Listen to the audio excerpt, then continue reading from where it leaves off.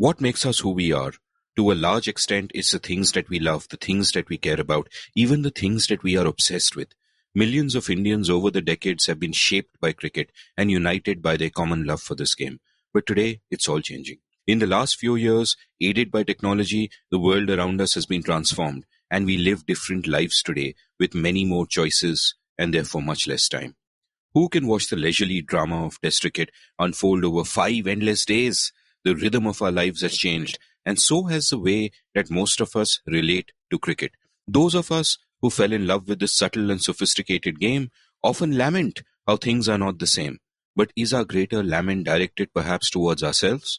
If so much of ourselves have been shaped by a game that itself seems out of place in this modern world, what does that say about us? What are we really lamenting? Welcome to The Seen and the Unseen, our weekly podcast on economics, politics, and behavioral science. Please welcome your host, Amit Verma. Welcome to The Seen and the Unseen. My guest today is a great historian and fellow cricket tragic Ramachandra Guha, who has just released a delightful new book called The Commonwealth of Cricket, a lifelong love affair with the most subtle and sophisticated game known to humankind.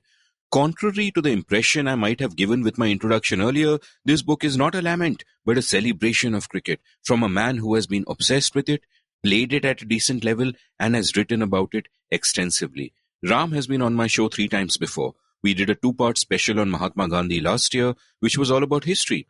And we did a popular Republic Day episode a few months ago, which was all about politics. Today's episode is going to be about cricket.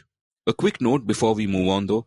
I teach 2 online courses on writing and podcasting, and registration for both of them is open now. The Art of Clear Writing builds a prism through which you can look at your own writing and that of others, and which aims to make you your own best writing coach. For more details and to sign up, head on over to indiauncut.com/clearwriting. The Art of Podcasting will give you conceptual tools on how to think about audio and podcasting, and will feature deep dives into storytelling and interviewing. To sign up, go to seenunseen.in/learn. Both courses cost rupees 10,000 plus GST, or about $150 each, and they are linked from the show notes. And now it's time to get on with the show. But first, a quick commercial break. There isn't a day that goes by when I don't feel thankful to be living in these times. When I was a kid growing up in the 1980s, there was a limit to how much you could read and how much you could learn. But today, all the knowledge in the world is one click away. This episode's sponsor is an awesome site called the Great Courses Plus. If you head on over to thegreatcoursesplus.com, you'll find a crazy library of online courses on subjects ranging from music, math, cooking, history, political theory, and anything else you can think of actually. In fact, there's a course from there that I've been engrossed in and would like to recommend. It's called Your Deceptive Mind, a scientific guide to critical thinking skills, taught by Stephen Novella, a prominent figure in what is known as the skeptical movement. The lecture titles for this course include The Necessity of Thinking About Thinking, The Neuroscience of Belief, Flaws and Fabrications of Memory, Pattern Recognition, Seeing What's Not There, Our Constructed Reality, Heuristics and Cognitive Biases, and Critical Thinking and Science in Your Life. It's just one of the many great courses at the Great Courses Plus, and you can get 1 month of unlimited free access if you use the following URL, thegreatcoursesplus.com/unseen. That's right, unseen. thegreatcoursesplus.com/unseen for 1 month of unlimited free access. What are you waiting for? Ram, welcome to The Seen and the Unseen. Thank you, Amit. Ram, the last 3 times in fact, that you've been here, we've shared a number of different emotions. Our mutual admiration for Mahatma Gandhi, our mutual disdain for Narendra Modi and Rahul Gandhi. And I was looking forward to this episode because this time it's about our mutual love for cricket. I just loved reading your book. It brought back, although you were writing, it was almost like a story of your life, but so many memories from my own life came back to me of having watched and fallen in love with different aspects of cricket. So, in the spirit of things, I want to begin this with a loosener.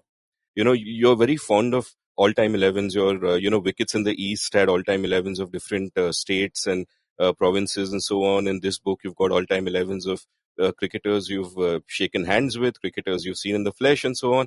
I'm going to ask you, and I think all our listeners will be immediately perked up at this because everybody loves lists. So give me an all-time Indian Test 11. Yeah. So Gavaskar and Sehwag, and I discussed in the book a conversation Suresh Menon and I had in the Chinnaswamy Stadium where we agonized over whether it will be Gavaskar or Merchant partnering with Sehwag. So Gavaskar and Sehwag. We eventually went for Gavaskar. Number three would be Dravid, not because he's from Bangalore. Number four would be Sachin Tendulkar, not because he's from Bombay, which I generally detest and I always want Bombay to lose. Number five, again, as described in the book, for a long time the choice was between my boyhood hero G.R. Vishwanath and my uncle's boyhood hero Vijay Hazare. But now I think Virat Kohli has an unchallenged place to that spot, number five. Number six and seven are very easy. There are two greatest all-rounders, Vinu Mankad at 6 and Kapil Dev at 7. I'll leave 8 for the moment. So you have 9, 10, 11. Now, obviously, Kumble has to be 1. So he's our greatest spin bowler ever, arguably our greatest spin bowler, but he has been 9. So that's 10 and 11. One more fast bowler for sure. And again, I would set aside my partisanship in favor of Karnataka, which would want me to choose Javagal Srinath, or my historian's nostalgic eye, which would want me to put Amar Singh, and I would choose Zahir Khan because left arm, change of pace, good in all conditions. Now, number 11, if you're at home, it would have to be one more spinner. And I think it would have to be Arapali Prasanna because we need an off spinner. I mean, we have Vinu Mankad, so tragically it can't be Bedi. So Bedi was a greater bowler than Mankad. Mankad is an all-rounder, must be there. It can't be Bedi because you have Vinu Mankad. It can't be Subhash Gupte or Chandrasekhar because we have the wrist spinner. Kumble, it has to be an off spinner. And I know Ashwin's record is extraordinary, but he hasn't really proved himself in test matches abroad in the way Prasanna did, for example, in Australia or in West Indies, right? So, or in New Zealand also. So that leaves number 8. Now I've left number 8 for the last because that may be my most controversial choice. Before I come to number 8, so Prasanna as our third spinner to complement Kumble and Mankad if we are playing in the subcontinent. If we are playing overseas in South Africa or Australia or England, we may need a third seam bowler instead of the third spinner. And I think though I mentioned Srinath, it would have to be Amar Singh because Amar Singh was a fabulous swing bowler and, hugely admired by Wally Hammond and Larry Constantine, two of his greatest contemporaries. And I think that tells you how what a remarkable bowler he was. He was also a decent bat and by all accounts a fabulous fielder. Now, number 8 is the wicketkeeper. Now, here's I think where I am going to be controversial and lay myself open to the charge of being partisan in favor of someone from my hometown. For a test side, not for a one-day side, for a test side, it would have to be Kirmani over Dhoni. Because, first of all, Dhoni, again, as a batsman, there's actually little to choose between them in test cricket. Kirmani was a great fighter down the order. Again, Dhoni never scored overseas in test cricket, really. And as an all-round keeper, particularly to spin bowling and to fast bowling, I mean, the catches he took off Kapil Dev, or the way he kept to B.S. Chandrasekhar. To keep to Kumble, you certainly want Kirmani and not Dhoni. So that in some ways would be my most controversial choice. So to repeat these 11 in batting order, Gavaskar, Sehwag, Dravid, Tendulkar, Kohli, Mankad, Kapil Dev, Kirmani, Kumble, Prasanna and Zahir Khan. Yep, a fantastic 11, and I'll quickly read out my 11, though I won't explain it, but just read out my 11 because listeners will no doubt be interested. And the first 6 are actually in common with you. Gavaskar, Sehwag, Dravid, Kohli. I have Kohli at 4, Tendulkar at 5, Mankad at 6, then Dhoni, Kapil, and I have picked Ashwin and Kumble. And the 11th is more on the basis of what I think will transpire, and it's a bit of we are talking of an ongoing career, which is I'm picking Bumrah to accompany Kapil with the new ball. Another 2 years and I think Bumrah might be in my 11 too. And maybe ahead of Zahir Khan. Ahead of Zahir Khan is the second fast bowler to be with Kapil. And sure. I mean, Bumrah is, I think, well on the way, very likely, more likely than Ashwin to get into my 11 actually. Yeah. No, I mean, you're picking Prasanna over Ashwin and say my picking someone like Kohli over Vishwanath is reminds me of what you've written in your book about the two chauvinisms, nationalism and generations. And nationalism, of course, I'd like to discuss in length with you later on in the episode. Yeah, but maybe. So I think, Amit, you're picking Dhoni over Kirmani is much more the question of generation. more than Kohli over Vishwanath. But Kohli is truly, truly great. Yeah. There's a story I tell in an earlier book. I think it's in Spin Another Turn, of a match I was watching in about 2001, which was some 8 or 9 years after Kirmani had played his last Test match. It was the Chinnaswamy Stadium. It was a one-day international between India and England. More missed a tough catch down the leg side of, I think, Mike Gattin. And next to me, there was a Kannadiga on the stand. I never see it muttered. He said, Kirmani would never have dropped that. That was the first thing he said. The second thing he said, addressing More, bring him back even today and he'll keep better than you. Which was completely unfair to More, who was a fine cricketer, a decent wicketkeeper, a battling person down the order. And, but that's what Kirmani was. I mean, that kind of emotions for his wicket keeping, and not just here. I mean, a fabulous, fabulous keeper. And, if you've not seen him live, you'll never know what kind of keeper he was. Fair enough. I mean, also the availability heuristic has worked. One has seen Dhoni recently, though for the last 2 years in whatever I've written, I've been extremely critical of him because I think he's been a liability to the side in the shorter forms of the game, overstayed his welcome. And of course, his conflicts of interest were just, I think, unpardonable. I agree. Utterly unpardonable. And the other sort of interesting point that comes here is that, both of us have chosen Vino Mankad. And I remember sharing this team of mine with a friend, and my friend just, sent me a couple of links. One was to Vino Mankad's record, the other was to Polly Umrigar's record. And obviously, on paper, Umrigar has a better stats. And it tells you that, there is so much that stats don't reveal. All the years that Mankad missed because of the war and all of that, and how some of his performances came when he was like 42, when he played his last Test match and all of that. So I think, cricket tragics might have a slightly different view of the world. Let's kind of move on to, what one of the things that delighted me about the Commonwealth of Cricket is that it is more in a sense about the Commonwealth of Ram Guha. I mean, it's essentially an autobiography of a very deep and abiding love for the game. So I have sort of, and I want to go through, all of that, your childhood, your youth, playing in Stephens, all of that. But before that, a broader question, which is, and I'll explain why I asked this. And the question itself is this, that would you have been a different person if cricket had not existed? And, the reason I ask this is that it seems to me, and there's a dual question in this and another larger question about Test cricket in particular, that I've been thinking recently about how the form of what we do, whether it is the kind of writing that we do or the kind of podcast we do or whatever, that shapes our work, and then our work shapes our personality, and therefore the forms that we engage with shapes the people that we become. In a similar sense, it seems to me that number one, the form of cricket is ideally suited for a time where there isn't much opportunity cost to time because there aren't so many forms of entertainment competing with cricket. Cricket is what there is. And then that whole sort of immersive act of watching something day in, day out, looking deep into something, and cricket, like you said, that time allows you to notice all these subtleties, especially subtleties of character to express themselves, which obviously will then also impress themselves on the fans of cricket. So, do you think that your love for cricket, and in fact, our love for cricket, people of our generation who love cricket, to some extent are shaped by the way the game is, and that in the modern day, things have changed because people have very fragmented interests, and, that sort of patience for the longer form just isn't there. You're absolutely right. And it is a very important question you raise, and let me reflect on it and answer it as slowly and as carefully as I can. But to begin with a minor disagreement, and it is a minor disagreement, I see this book not as an autobiography, but as a memoir. Because it's much more about what I've seen and observed than what I've played or achieved, right? So it's a fine distinction. Maybe it's it's a hair-splitting, petty, pedantic distinction. But I see this more as a memoir, creating memoir than an auto. Anyway, that said, for example, Sudhir Mukherjee's book, An Autobiography of an Unknown Cricketer, is more an autobiography. Firstly, because he played much better cricket than me. He was a Ranji Trophy player. And it describes the matches and including his innings and his spells in much greater detail. But that said, that's a caveat, so we can let that slide.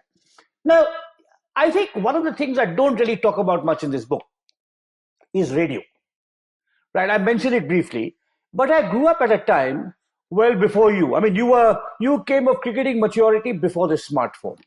but the television was already probably part of your life when you were a little boy, right? Uh, the first cricket match I watched live on television was when I was 20. And it was not played in India, it was played in Pakistan. It was our tour of Pakistan in 77, 78, which was telecast, 78, the winter of 78, which was telecast live. So I never had live television in my drawing room growing up. I had the radio. And the radio meant you have to imagine. I mean, again, the sense of imagination and creativity that the radio fosters, particularly when communicated by high quality commentators like John Allott or Tony Kosdier or Anil McGillray or Trevor Bailey or Lindsay Hassett.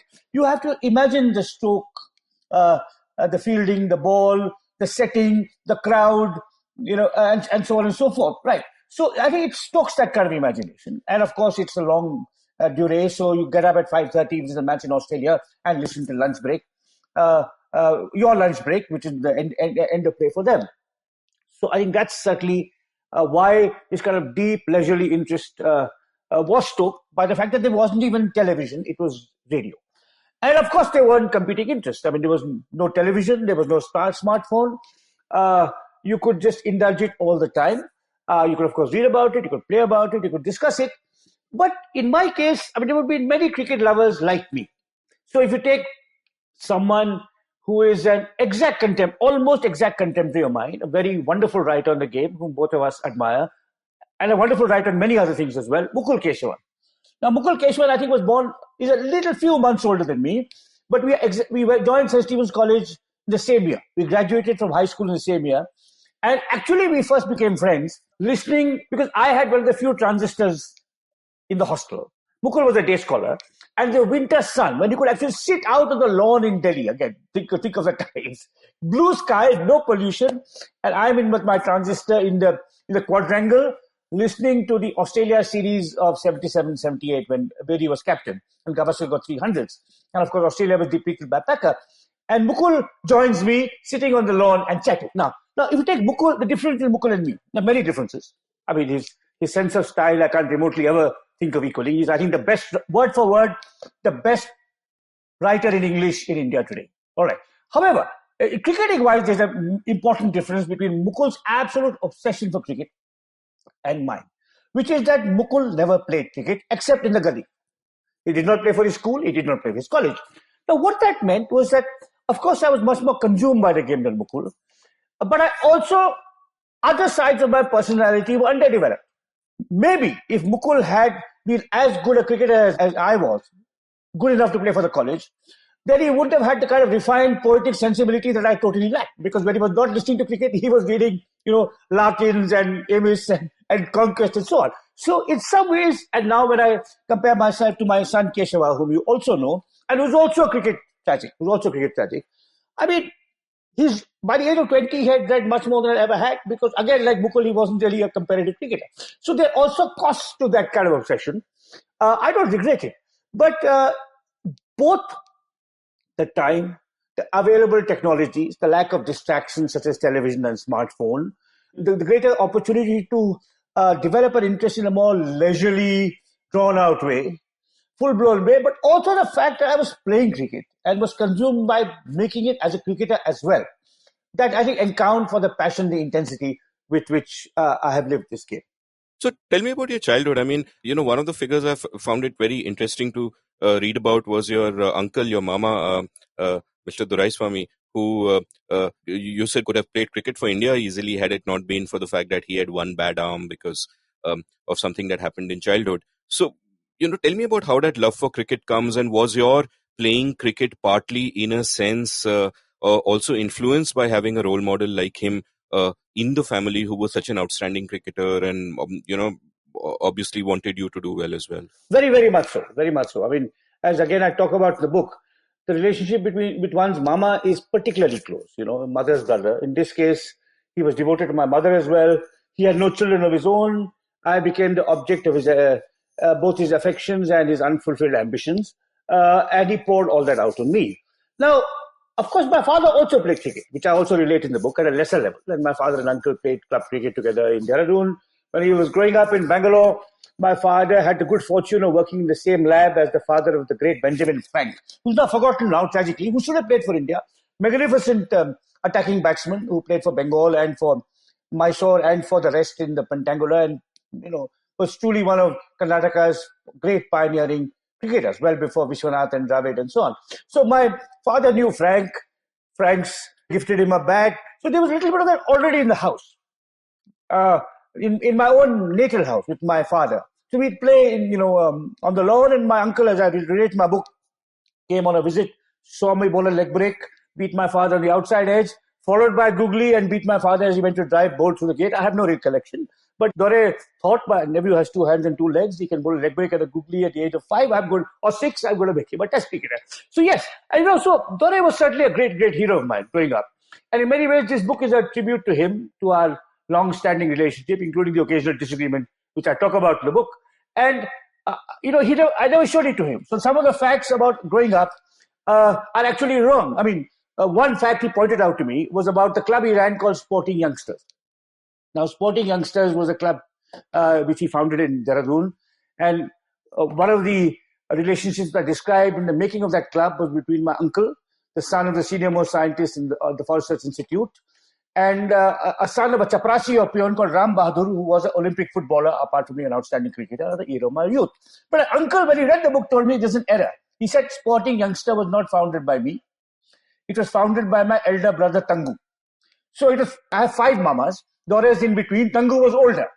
And I'd kind of forgotten that because Tangu founded Sporting Youngsters, left it to his Tambi or younger brother to run, and went off to become an engineer in Germany, and probably started following. I think he started following Bayern Munich after that. So, but I did want to show this book to my uncle. So so a couple of facts. Now I kicked myself that I should have also honored my other mama as well. He's no longer alive, but as the true founder, it's like writing about the Indian National Congress only about Gandhi and not mentioning Dadabhai Nauroji, right? That kind of thing. Right? So I feel a bit sad about that, but that was inevitable because I didn't want Dore to know. And my prayer was that he would live long enough for me to present him my first copy, which I did. And he's been complaining ever since, saying there's too much about me and not enough about other people, including my brother Tangu, who founded Sporting Youngsters. And it's interesting you should mention sort of this, because one of the sort of questions that I had was, about the nature of memory itself. Like, when I read about you being a leg break and googly bowler, instantly my memory went back to my childhood when I tried to learn leg break and googly when I was in school. Where was this? Which town? No, this was in Chandigarh. So, and I have no storied history. I didn't even play for my school, unlike you. But I remember, how I learned it. I learned it from this book by this great English coach called Alf Gover. Yeah. And he written a book on coaching, and there were diagrams in that. And my memory of that suddenly was so sharp. Whereas cricket wasn't even very that important to me. It's just that this was an early memory which was sharp. And one of the things I've noticed in your book is that there are so many incredibly sharp, well-etched moments. For example, I was struck by this early line in your book where you say, quote, "I have no memories of the first cricket match I saw. Yet I have heard so much about it since that I can write about it as if I did." And then you describe it in great detail. And in other places, the first time you met Mansoor Ali Khan Patodi, in the early 70s, you'd gone to the hotel to meet Kirmani to ask for a ticket. Kirmani wasn't there. Mr. Patodi was having breakfast. You asked him. He said, "Kiri's gone to the room." You left. But you remembered that he was having a fried egg sunny side up. And, you've got all these little details, like when you were playing for Dehradun, there was a team from Sehranpur which had come, and you throw in this delicious detail, which, the kind of thing I love in writing, where you say that Sehranpur had better lychees than Dehradun. Yeah. And that's and elsewhere you speak about, Lloyd smashing Prasanna, and you write, quote, "The ball traced a flaming path over the turf, the stalks of grass bowing their heads, crushed as a missile sped from the giant's 3-mound mace to the boundary." Stop quote. And these are, of course, the days before television, and you saw this live on the ground, I think. I can still see, in fact, in my memory, though I don't repeat in the book, the stalks of grass were crushed, and the power of the ball striking them was so intense, like when you match lightning strikes, they went up. I could see some tiny flames. Wow. That's kind of my memory. I didn't put in the book. Yeah. I mean, it was just Lloyd's backfoot play was just murderous. Yeah. So what is it with memory? Like, are these memories so sharp because it was cricket and you were so obsessed with it and loved it? Yes. Or was it also a question of that, about memory, they say that one remembers the extremes as one grows older. You remember what just happened and you remembered your early youth, and the middle begins to fade. No, it is cricket. It is cricket. I mean, the other things that I don't talk about in this book, memories of, for example, there was an innings which I can describe to you now because it's not in the book because there was too much about my club already in the book, right? Now, this is a match in about 19, probably 85 or 86, all right? Maybe 87 because I was in America in 86, 87. Sudhakar Rao from my club, who was an India reserve, had stopped playing club cricket for 8 or 9 years. And my club was about to be relegated. He came back for this match to save my club staying in the first division. And we were playing BUCC, who are our great rivals and still remain. I talk about Rahul Dravid and Kirmani from BUCC and my speaking at their centenary function and so on. And they had a wonderful fast bowler, all-rounder, who later tragically died in a train accident called Ranjit Kanvilkar, who played for Karnataka and possibly also for South Zone. Marvelous all-rounder. And Sudha came back. And he just came a little bit. He didn't even practice. He took somebody's bat. He came for this match. And we were 5 down. And they were those days you had to draw the match. There were 2 hours to play. And it was the Chinnaswamy Stadium where occasionally actually a league match was held in those days. And I went to watch. I came back from the Institute of Science. I heard my club was in trouble. I sat in the dressing room. Sudha went out when we were 40 for 5. And he played for 2 hours. And I remember this 40-year-old wanting to remind Ranjit Kanvilkar of who he was. I mean, he played 2 crashing cover drives over this young tearaway fast bowler, which I can still see in the Chinnaswamy Stadium. I mean, I was watching the pavilion end. He was batting on the Bemal end. Fatak, right now. So I can see, I mean, this again, it's like 87 to 30 years ago, right? And it's an inconsequential club match. But it's Sudhakar Rao, the aging veteran, who had once almost played for India, who was part of Karnataka's first Ranji Trophy winning teams, coming to save his club, stay and showing a young Turk his place. Now, so this is the kind of thing, because it's cricket, because cricket means so much to me, I can remember incidents, strokes, catches vividly. One more memory, which is not in this book again, which I'll tell you, is about the World Cup match of 1999, India versus Pakistan in Manchester, which I watched live. I mean, I've described it in Column of Foreign Field, but I don't describe this particular incident. Saeed Anwar was batting beautifully. He was a 40-odd, taking the match away from us. I think we had 180 or 190. We had a low score. And Venkatesh Prasad had got 2 or 3 wickets, got one to seam away, caught Anwar's edge. And Azhar lunged left to his left and took the catch. Only Azhar could have taken that catch, right? So this was 1999. About 10 or 12 years later, I met Venkatesh Prasad at some KSC I do. And I said, that Azhar catch. He said, sir, you remember that catch? You don't remember my 5 wickets? I said, look, because the feat of athleticism that went into that catch, right? So if you watch it live, Amit, you remember these things. On television, you really won't remember. No, I know exactly what you mean because I have watched a lot of matches live. In fact, I think one match where you describe yourself being in the press box, 2005 India versus Pakistan, where Sehwag played that innings. I was actually in the press box. I don't remember you there, but you mentioned that you and Suresh Menon were there, and I think it was in that press box, possibly a few feet away from me, where you had that conversation about who do you drop, Gavaskar or Merchant, to sort of accommodate Sehwag. So let's go back to sort of the personal narrative now that, you're playing for your childhood, you become passionate about it in school. Meanwhile, your mama's moved away to Bangalore, but you're still playing. And then you decide that you want to go to St. Stephen's and be part of the team there. And this almost seems like it becomes a mini obsession with you for a period of time. So tell me about that period. Like at that point in time, were you someone who was thinking that I want to play for India, and how did all of that unravel? It's again, this is where one has to stop oneself and think carefully of what was I thinking at that time. I mean, I was 16. I only wanted to go to St. Stephen's. I only wanted to play cricket in St. Stephen's. And again, I don't talk about this book because it's mostly a memoir, not an autobiography. In January 19, I was already interested in writing. I had won the best essay prize in my school. I wrote for the school magazine. My favorite teacher, history teacher, the first person who got me interested in history, had left the Doon School to join Scindia School in Gwalior. Again, just a bit of a digression, but I know your show encourages digressions. So this man was a very interesting man called Arthur Hughes. He was of the ICS, a Welshman of the ICS. Stayed on in India after independence, loved school teaching, joined the Doon School, where he started a magazine called History Times, of which there were 4 editors, 2 of whom were Amitav Ghosh and myself. The third was one of our most outstanding diplomats called Gautam Mukhopadhyay, and there was a fourth who I kind of currently forget. And I was already interested in writing, vaguely in history because of Arthur Hughes. I graduated in 1973. In those days, you had 6 months off between school and college. You finished your ISc in December and you joined university in July. So I had 6 months off. And I got a letter from Arthur Hughes, who had left the Doon School and joined India School, and said, there's a beautiful, anyone who knows this India School, what a fabulous campus it is. Please come and teach for 6 months. There's a great library. You can talk about history. You can nurture your writing skills. So I had this very attractive invitation, to develop my literary and historical interests as a 15-year-old. And my uncle Dora said, you have to come to Bangalore and play cricket with my club for 6 months. And I don't know whether I did the right thing. I think I did the right thing because I saw Karnataka beat Bombay, which is where I went to Bangalore, right? So I went only to play cricket. And so I gave up, in a sense, a very interesting and exciting literary opportunity for a schoolboy to teach little kids, to nurture them in the way Arthur Hughes was nurturing me, to talk to my mentor, my first history mentor, and use the great library that was there in the India School. So cricket was playing for St. Stephen's was my obsession.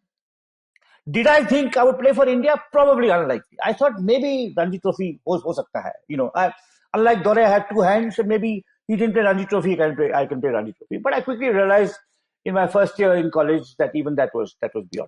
Yeah, and it's really interesting. I was, it almost feels like a who's who your time in Stephens, because it was not just any college side. Yeah. Arun Lal was your captain. You mentioned how Rajendra Ramanath was your batchmate, and what I was kind of intrigued by was, and you had of course bowled to Mohinder Ramanath and Chetan Chauhan elsewhere. You got Raman Lamba out once famously, which was sweet revenge after he tonked you about in a previous match.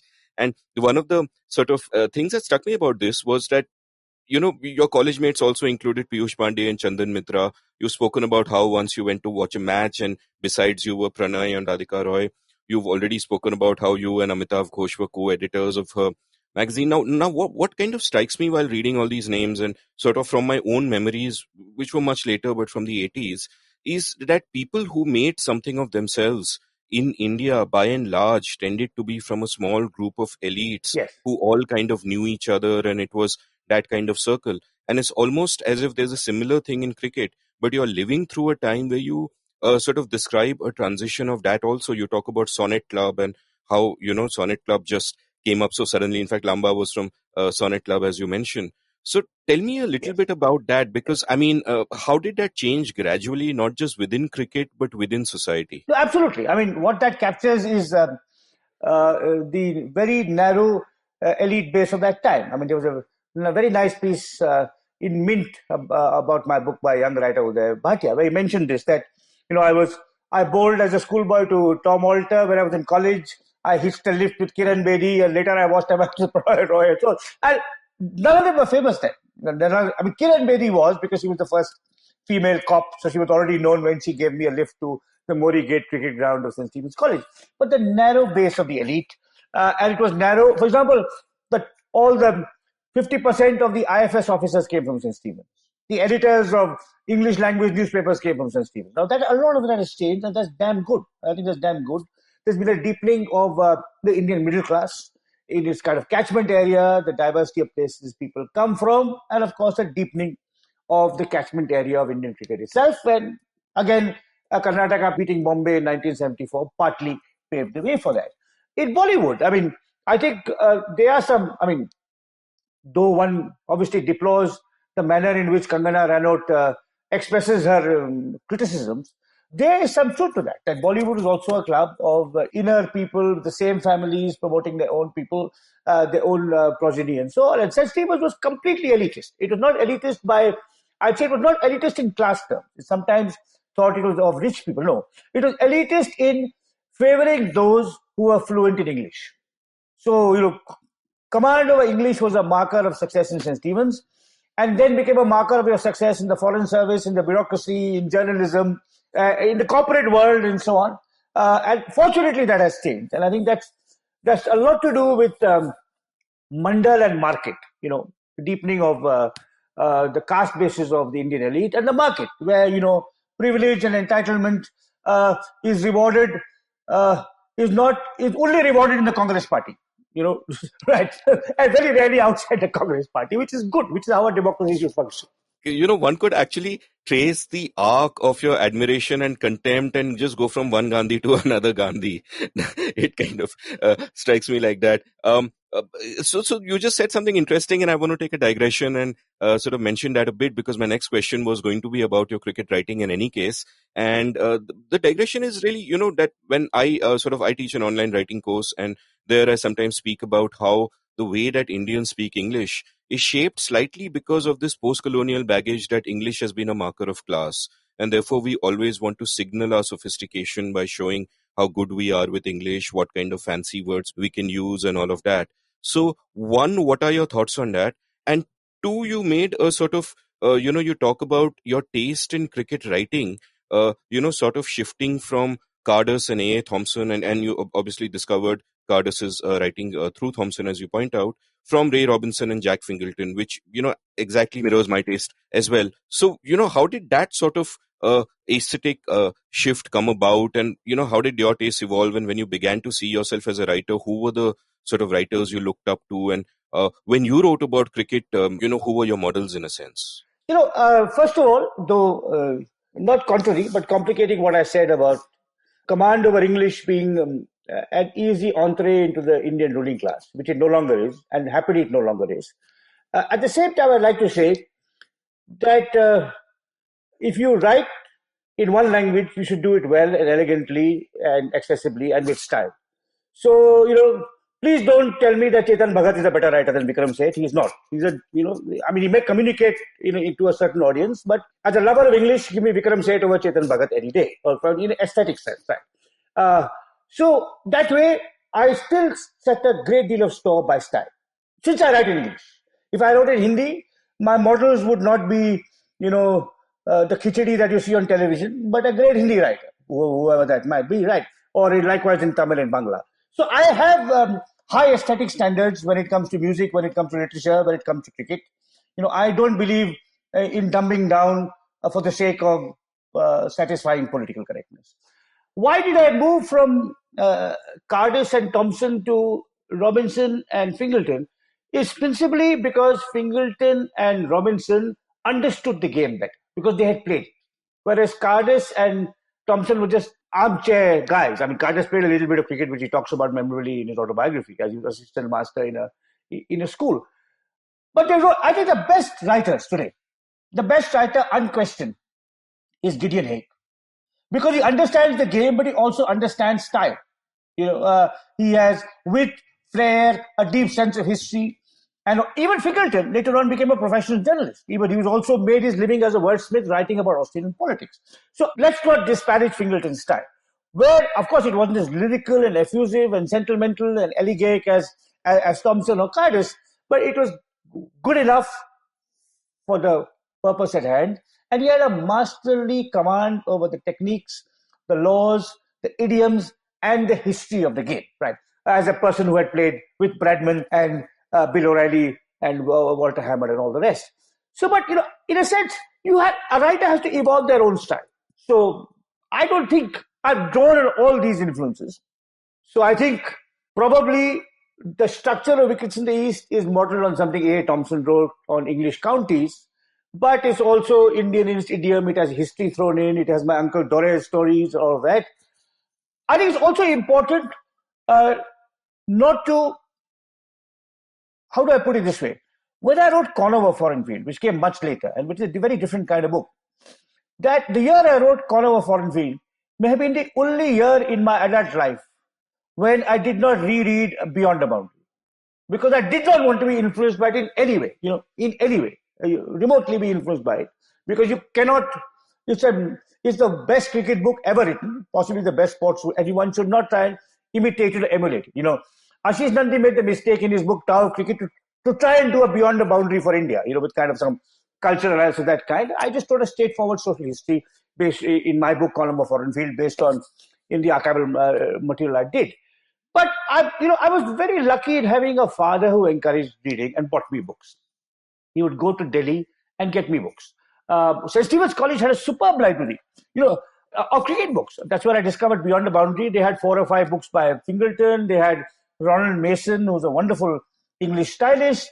That's where, and it had about it had 70 or 80 cricket books hardbound with the name written in gold lettering by the college librarian outside. And I would often go there. It was on the first floor of our college library. I don't think I used the library for very much. Certainly, I didn't read the economics textbooks, which is why I did so miserably in my economics exams. But I don't think P. Lal and Kirti Azad took out those books. Maybe that's why they played for India and I only played for St. Stephen's College. But so I think I was fortunate in having my uncle Dore read very little, but my father, recognizing my interest in cricket, bought me books. A neighbor, as I relate in my book, called Anup Singh Rawat, gave me my first Wisden when I was 7. So that gave me a sense of the larger world of cricket beyond India. I would get Sport and Pastime, which was a fairly decent magazine of that time, where Fingleton often wrote. And my college had this wonderful library. And so, yes, I mean, I read a great deal of cricket. And even now, occasionally, I return to it, some of my favorite writers when I can't sleep at night. Yeah, no, I agree with everything you said. Like when I, mentioned, what I tell my writing students about English being a marker of class and all that. But the what I am expressing disapproval of is, using flamboyant and fancy phrases for their own sake. The kind of old British pomposities that are left with us. Like instead of saying stop something, we'll say put an end to something. That kind of thing. And my admiration for Fingleton is perhaps equal to yours. In fact, the way I look at my tastes is I thought a lot of, like I love reading Cardus for the beauty of the prose, but very often I think the style overwhelms the substance. And I wonder how much the pressure sometimes might be on cricket writers to make every moment memorable which they are writing about, which I think would have been a temptation that Cardus perhaps gave in more to than Fingleton. And obviously, I prefer Vikram Seth to Chetan Bhagat as well, but I won't elaborate on that because poor Chetan may be listening and feel bad. But one interesting thing that struck me was that you mentioned this recurring dream you once had, that you go to a sort of a railway station bookstore and you find the first edition of Cardus's autobiography, which you've read many times, but you've never seen the first edition. And tell me a little bit about that dream. That's so fascinating. Yeah, this is to do with the anglicized Indian middle class of that time. I mean, I don't tell the whole story in my book, but I should elaborate a little bit sociologically for you and your listeners. So, I studied in St. Stephen's College. Much later. This story goes back to when I was 9 or 10. I was hoping to, or 11, I was hoping to study in St. Stephen's College, which was the pinnacle of English language education in India, with due apologies to St. Xavier's Bombay and Presidency Calcutta, or rather no apologies to Presidency Calcutta and St. Xavier's Bombay. Right. However, I had an uncle who had studied at Oxford. वो मेरे बस की नहीं थी. I was never going to get to Oxford. But my uncle's father, I beg your pardon, I had a first cousin who studied Oxford. He was much older than me. He was the age of my uncle. My first cousin who studied Oxford. He was born in 1934, 25 years older than me. My father's elder sister's son has studied in Oxford. My father's brother-in-law was much better off than my father, so he could send his son to Oxford. He could obviously only send me to St. Stephen's. But my uncle had studied Oxford, which means he was like at least 1 or 2 castes above me, right? So he was much older. I was nervous. I was fearful. When I went to stay with my aunt in Delhi, I saw the book, but I didn't dare ask my cousin who was 25 years older than me. He was 35 when I was 11. Can I borrow that book? So it was always forbidden fruit because it was in my uncle's bedroom. I saw the spine, but I never took it out. I was too nervous and scared to ask my Oxford-educated cousin to lend me a mere runt of 11. You would have thought, who's this whippersnapper talking about Cardus? I mean, I really wanted to read Cardus. So I think that's why that inaccessibility of that childhood inaccessibility to me of the autobiography of the greatest cricket writer of the time remained imprinted in my mind, and which is why I had that dream in my teens, in my 20s, and into my 30s of almost getting that book and never getting it. That's stunning. And if one of my listeners can locate a first edition of that book by Cardus, you know who to send it to. That'd be lovely. Yeah. Let's move on now. And you've described your sort of your years in Stephens in this very succinct paragraph, which I'll quote, for 5 years in St. Stephen's, I lived for cricket. And had it been asked of me, I might have died for cricket as well. Never before and never since have I poured as much passion and energy into anything. Stop quote. And of course, you describe it in great detail in your book, and absolutely enthralling detail, because playing for Stephens, it seems, was an enormously big deal. It's not just playing for any college. I mean, half those people were like first class cricketers, and it's a lot of names there. But then you point out about how you went off to do a PhD in sociology, where a Marxist teacher convinced you that cricket was a bourgeois deviation, and you gave all your treasured books away. Tell me about that phase of your life, and how easy was it to just turn your back on something which you were so incredibly passionate about? Yeah. So, yeah, it was. I mean, I was just convinced. And uh, I had a friend in Calcutta who doesn't figure in that book, whom you would know of, Paranjoy Guatakurta, a college friend of mine, person of decency, character, and integrity. One of the few people who's been an Indian journalist for 40 years and retained that character and integrity and decency. And Thak and me very dear and old friends. And he introduced me to jazz and to the pleasures of smoking ganja as well. So I owe him many things. And he also got my first article published in the Business Standard, not on cricket. So, but when I I was convinced I have to give away my cricket library, and it's kind of an indulgence and a waste. And I have to buy works of scholarship, left-wing scholarship, to fill the place on the shelf that will be vacated by my disposing my cricket library. I didn't want to sell it because Marxists don't believe in profit. But I was smart enough to want a deserving buyer. So I read the writings of, in the Telegraph, for which Paranjoy worked, of a young Mudar Patheria, who was a good writer of that time. And I told Thak, this young man, would he be interested in my cricket library? So set up a meeting, and I went to see Mudar. And he said, what do you have, sir? I said, first edition of Between Wickets, Pelham Warner's book on Lords, inscribed by Pelham Warner. And his eyes popped and popped and popped. And I said, how much do you want for it? So I said, nothing, just the cost of carting it from Dehradun, which my father says will be 750 rupees. So he got all of that for 750 rupees. And this is the hilarious thing, that shortly afterwards, Mudar gave up writing of cricket and became a stockbroker. All right. So I had to build that library brick by brick, which I almost have done. I mean, of course, still don't have Carness's autobiography, but I have almost all the books I then had, except for Pelham Warner's book on Lords. So Mudar is now a dear friend, and he's a lovely fellow, and I wish he would write more on cricket. I'm told he's got a good library, a good museum of things on cricket now. But that's the story of that. I had to give it away, but I didn't want to make a profit. And, Mudar was the beneficiary, I think a worthy beneficiary of my gift. No, there's so much delicious irony in that a newly formed Marxist would give away all his cricket books to someone who then immediately becomes a stockbroker.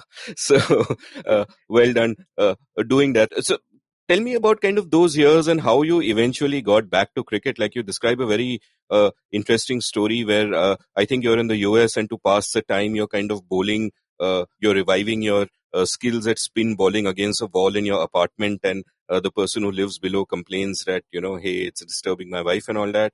So you stop that and you start taking notes for a book which eventually becomes Wickets in the East. So, did sort of your newfound love for cricket also have something to do with, now go hand in hand with writing as well? Yeah, so again, one of the issues about writing this book was it's mostly new. There are a few stories that have been retold, but there are many stories I've told before which I didn't tell here because I didn't, and one of them was actually I rediscovered cricket originally when I was in Delhi in 1983-84, and G.R. Vishwanath was batting on the Delhi. My boyhood hero, and I saw him get 100, and then slowly it came back. Then I went to America. I was lonely, as I described in Commonwealth of Cricket. I was watching baseball, but it was deeply dissatisfying, a poor second best to the most subtle and sophisticated game known to humankind. And it was cold, and there was 4 feet of snow outside, and I was lonely. Of course, I heated inside the house, and I started bowling off breaks. And then I started, my friend from below, who's now a very distinguished professor of Buddhist studies at Duke University called Richard Jaffe, said, you're disturbing my wife. And then I started writing. That's really how it happened. And again, since this is again a story I don't tell here, because there's only so much you can tell without meandering and digressing too much and destroying the integrity of the narrative. I originally wrote Wickets in the East as a series of 8 newspaper articles on different states. So Karnataka cricket, Tamil Nadu cricket, Punjab, Delhi cricket, Bombay cricket, etc., Holkar cricket, etc. I've already started writing for the press on other subjects. I took those 8 stories to an editor I knew who had published my articles on forestry and ecology, and he said, our sports desk will not allow a freelancer to write 8 articles for us. So the trade union of sports journalists, I am deeply grateful to them. They're the reason I became a writer of books for cricket. Because I had 8 articles I couldn't publish in the press. I showed them to my editor, Rukun Arvani, who had just published my first book, The Unquiet Woods of the Chipko Movement. And he said, there's a book in here. So there's a book in these. And he told me how to elaborate my arguments and stitch together the narrative in some kind of coherent way. And that's how it became Wickets in the East. Otherwise, it may have, if we hadn't had a insecure and nervous and competitive and rivalrous sports desk in the Times of India, they may have just appeared there and died. Yeah, so let's kind of take a quick commercial break now and come back to talk more about your fascinating journey. And I have a bunch of larger questions to ask you and also a disagreement to air. So that should be fun. So let's leave that for after the break. As many of you know, I'll soon be coming out with a 4-volume anthology of the Seen and the Unseen books organized around the themes of politics, history, economics, and society and culture. These days, I'm wading through over 3 million words of conversation from all my episodes so far to curate the best bits. And for this to happen, I needed transcripts. And that was made possible by a remarkable young startup called TapChief. TapChief at tapchief.com is a digital platform that allows companies to outsource work to their network of freelancers. And TapChief's network includes more than 125,000 people as of now. You want people to make you a web page or design a logo or compose a jingle or do some digital marketing for you. TapChief gives you an easy way to reach out to freelancers competing for your work. I can say from first-hand experience how valuable this has been for me and solved a problem I was actually a bit worried about. So do go over to tapchief.com and check out all that TapChief has to offer. Maybe they could solve your problem too. Welcome back to The Seen and the Unseen. I'm chatting with Ram Guha about his incredible new book, his enjoyable new book, The Commonwealth of Cricket, which I think all cricket lovers of whatever age in India will agree with. You know, when we went into the break, you were talking about your writing of Wickets in the East, which is such a delightful, charming, romantic book and one of your early books that I really enjoyed. And, you know, I was struck with something that you've written in this book, The Commonwealth of Cricket, which is about how, you know, one's adoration and admiration and impression of cricketers can pass through the generations. And, you know, you describe at one point in the book about how you were sitting with Raj Singh Dungarpur and telling him about how you were writing about the Palwankars. And at this point, he said, and I'll quote from your book, quote, when Rajbhai heard that I was writing a social history of cricket whose heroes were the Dalit brothers Palwankar Balu and Palwankar Vithal, he said his father, also in his time a princely patron of cricket, had told him that Vithal was as good a batsman as Vijay Hazare. I was delighted to hear this since Balu and Vithal had retired before Test and Ranji Trophy cricket began and were now totally forgotten.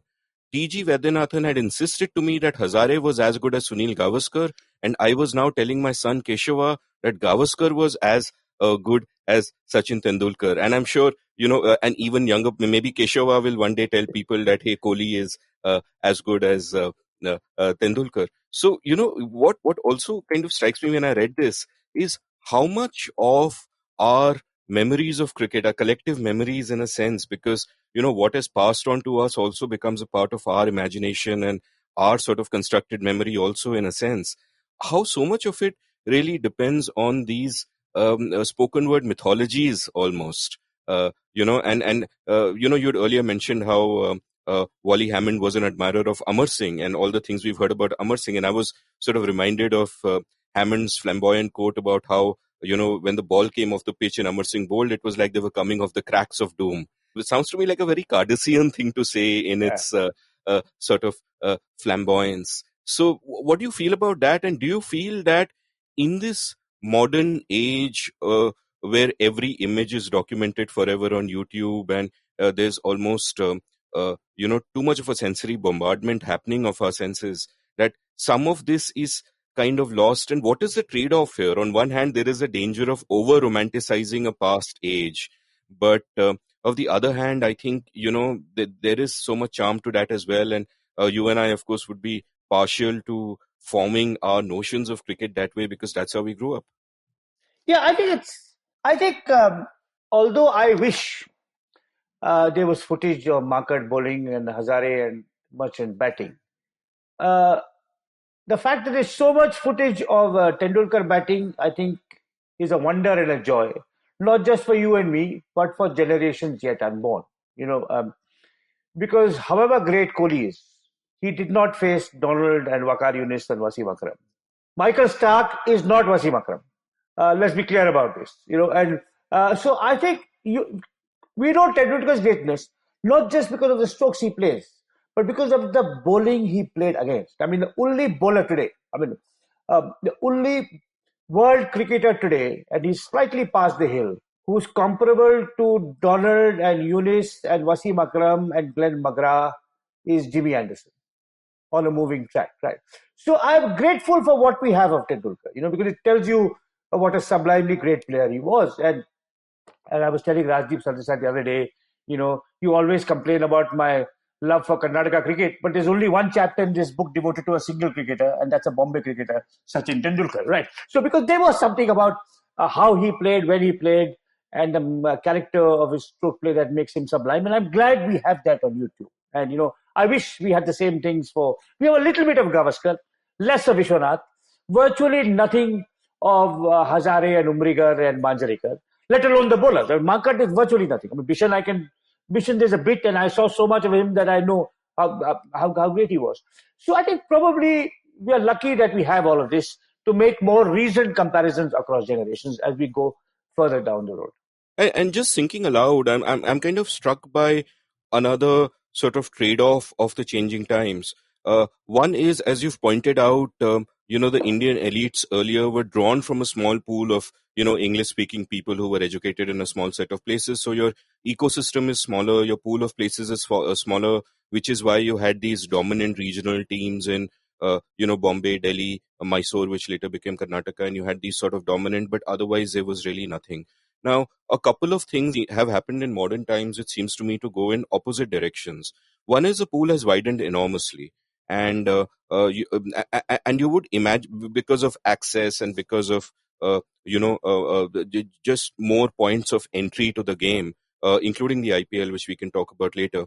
But the pool has widened enormously, which it would seem to me then increases the chances for better and better players coming up, and would almost demand that the current generation be much better than the past generation, which, as we see, is not quite the case really, as you pointed out. And it's that same logic where you point out about how Srinath was passionate about the local game in Karnataka, where he said that he managed to, from Mysore city, he managed to break into the Karnataka team because G.R. Vishwanath, who was a selector, happened to go down and watch a match, and better players than him didn't make the cut. And Srinath later said that if he gets involved in Karnataka cricket as he is, then 100 Tendulkars will emerge, or something to that effect. So there is one, that the ecosystem is widening. There's a far greater pool of players. So you should have more talent coming up. But the flip side of the aspect is that even though you have a greater pool, you also have greater options of things that you can do with your time. Not everybody may want to play cricket, and so many options have opened up for people to sort of pursue, that there just might be less people interested in kind of going that far and showing devoting themselves in the obsessive way that you have to devote yourself to anything if you want to achieve excellence. What are sort of your thoughts on these? I think what you earlier referred to as the fragmented nature of time, I think is going to affect the further future development and nourishing of professions that demand 12 hours a day for 10 years when you're growing up. Classical music, for example. Are we going to get the kind of Indian classical vocalists that we did 20 or 30 years ago? How many Ulash Kashalkars is India going to produce in the 21st century? Art, maybe literature, philosophy. But cricket, I think, with the monetary rewards are so enormous on making it to an IPL team, there is a profusion and a mushrooming of academies trying to train the next IPL star. So maybe with cricket we'll be luckier. And also because it happens to be the only sport at which Indians are good, where there's sponsorship, there's infrastructure, there's support of different kinds, including popular public support, interest. I think what you're pointing to, Amit, that to perfect a craft, to become proficient at a craft where you need to spend between 15 or 20 years as a young child devoted to it, will affect things like Bharatanatyam and classical music more than cricket, which is sad, but I think that's where it'll happen. That's a profound point. And speaking of this sort of fragmentation of attention and interest, another thing that strikes me is there's a vivid memory I have from my college days where I used to play chess in those days, and I was going for a junior tournament in some town in Maharashtra from Pune, where I was then studying. And I remember boarding an ST bus with one of my teammates, and there were all kinds of people in the crowded ST bus, and you would think that we have nothing in common at all, but then someone puts on a transistor radio and there's a commentary of a cricket match coming through. And that's a moment of magic where suddenly everybody on the bus is on the same side. We are all together, we are all sort of united by that common passion, as indeed you and I are right now while we are speaking about it. And it strikes me that, and I just wonder that what would unite us in a similar way on an ST bus today. What what was that match? I've actually forgotten. I Okay. just remember it was some cricket. What year was it? It must have been since I was in college, maybe early 90s, in fact. Okay. So well into the Tendulkar might have been batting. possible. So it might have been ki Tendulkar ka score kya hai or whatever, one of those things. I don't even remember, but well into the age of television, but there's no TV on an ST bus. And my sort of, what I'm just again thinking aloud about is that, is there, in a sense, you could say cricket and the passion for cinema, which is, of course, Bollywood for the Hindi speaking part of India, would sort of be a common factor. But today, when we have so many fragmented, diverse passions all over the place and diverse interests, and everybody is in that ST bus is probably lost in their smartphone. Yeah. What unites us? That is that's a very, very perceptive observation. I think virtually nothing. Maybe something as ordinary and superficial as singing the national anthem or something, where it's more coercive. Someone starts singing and you have to kind of join in because you feel afraid that you'll be regarded as anti-national or something. Yeah, that's true. I mean, these are things that, cricket. I remember when the World Cup was played in India last in 2011. We had a large screen on MJ Road, and people who couldn't go to the stadium would just congregate there and watch. So, kind of a public space where you could just do that kind of stuff.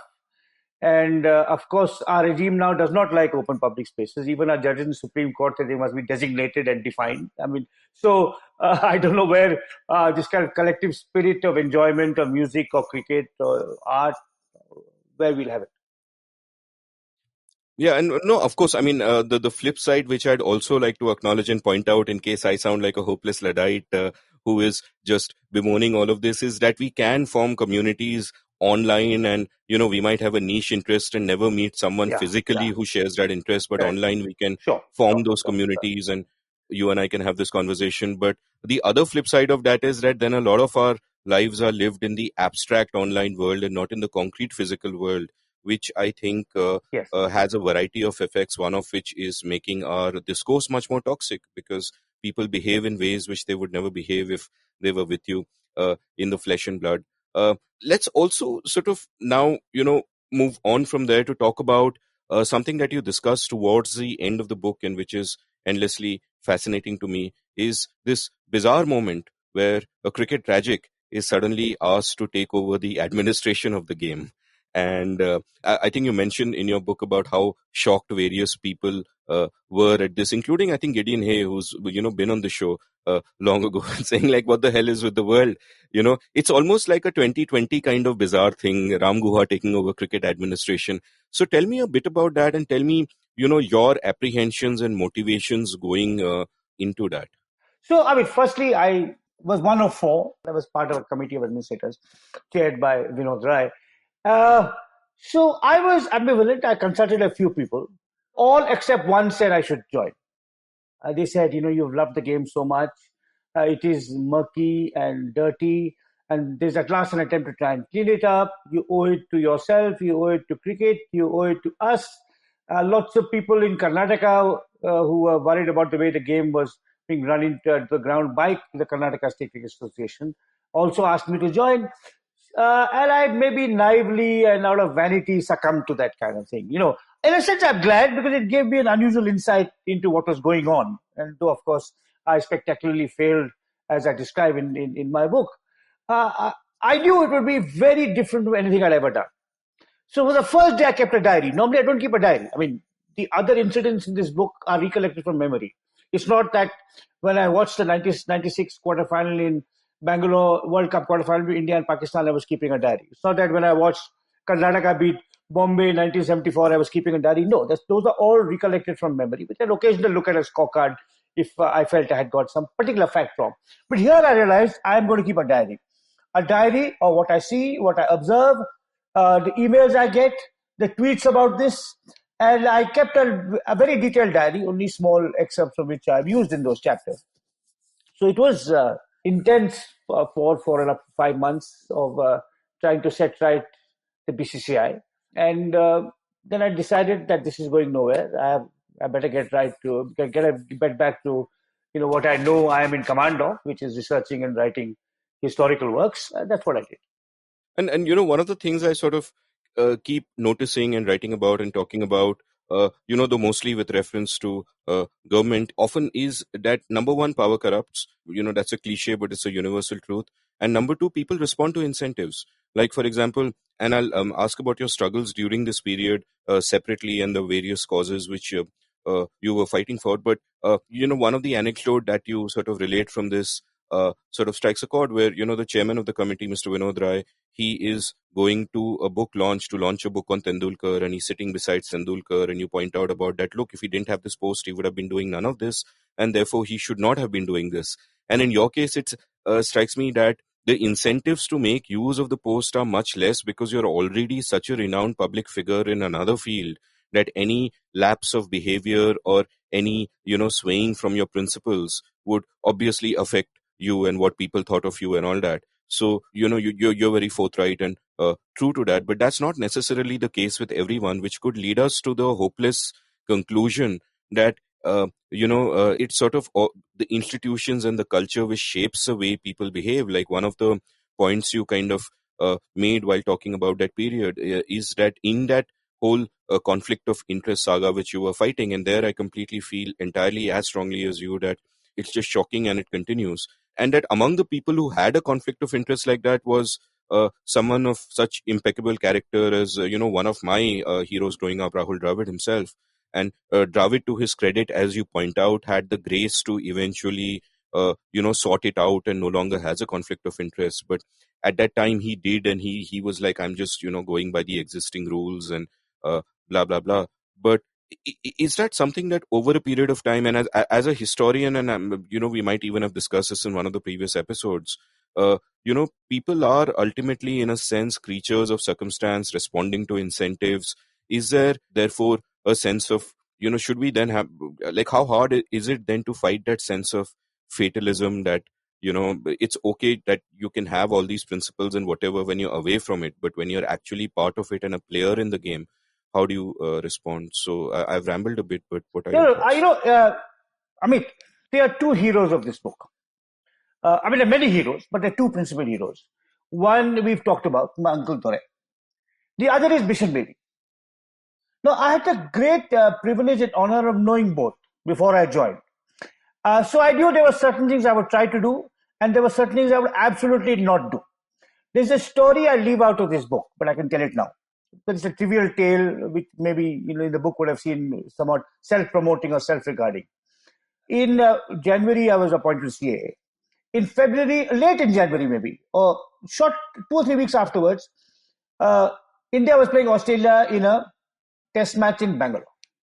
3 days before the match, I get a call from Sudhakar Rao, who was then secretary or maybe secretary or president of the KSCA, and my old club mate. I've talked about him already. So Sudhakar called me and said, Ram, the best seats in the KSCA are the KSCA Diamond Jubilee box overlooking, the wicket over the side screen with only 3 rows, and you applied the whole day with, it's for VVVVVIPs. You applied the whole day with, food and liquor and whatever else you want. And Sudha said, I've kept 2 seats in the diamond box for you and Dore. And I said, no, Sudha, thank you very much. And not because of me, not because I didn't want to affect a favor. I knew Dore would not want that. That his nephew is in the board, and his former protege of FCCC, Sudhakar Rao, is now saying, you come and sit here. So Dore went in the member stand. I went with Kesava and bought a ticket in the end stand and watched from there. Right. Now, Because I had the example of Dore. I mean, Dore is incorruptible. Bishan Bedi is incorruptible. They are the two people in cricket I most admire, and already most admired and venerated well before I joined the COA. So I had to do what they would have told. I would have thought they would have done, right? So, which is why, unlike the other members of the CAA, I didn't accept payment either. After all of that was done, right? So, because if you know people who set that kind of moral standard, you can never fully achieve it. I know Bishan uh, is more courageous than me. I have no doubt about that.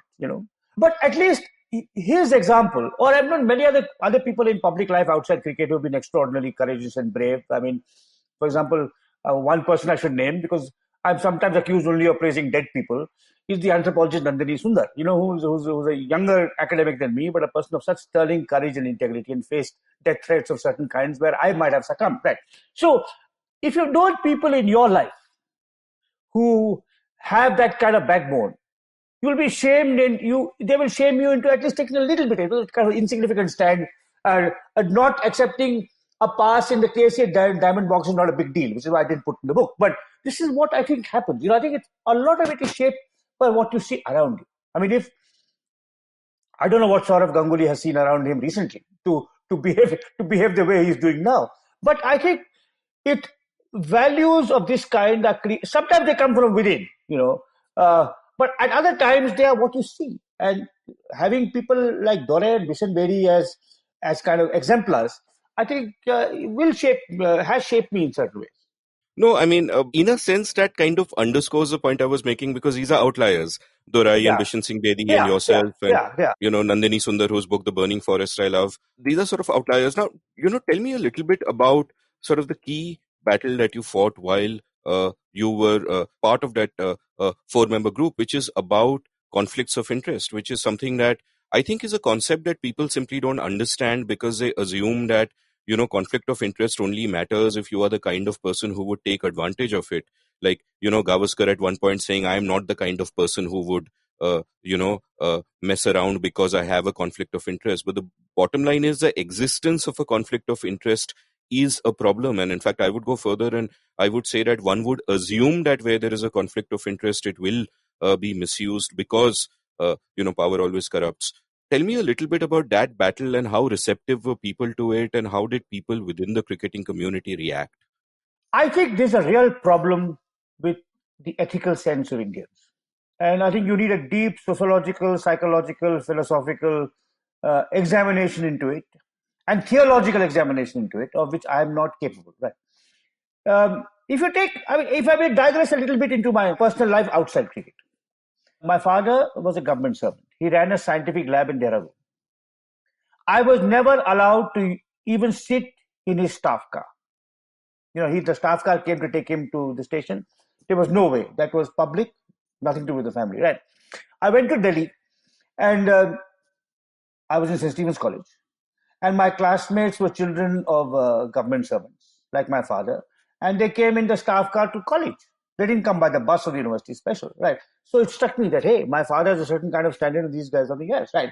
Now, I think it's not as if my father was pretty ethical. He'd grown up in the order of the freedom struggle.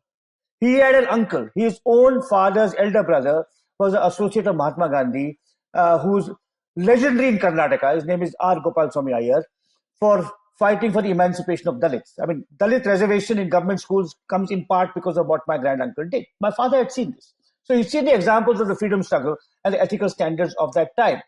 Now, the further we got to the freedom struggle, those standards dipped, and we became more and more transactional. So we don't recognize conflict of interest. We also don't recognize copyright.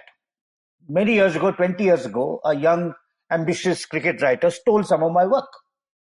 And I was upset about it.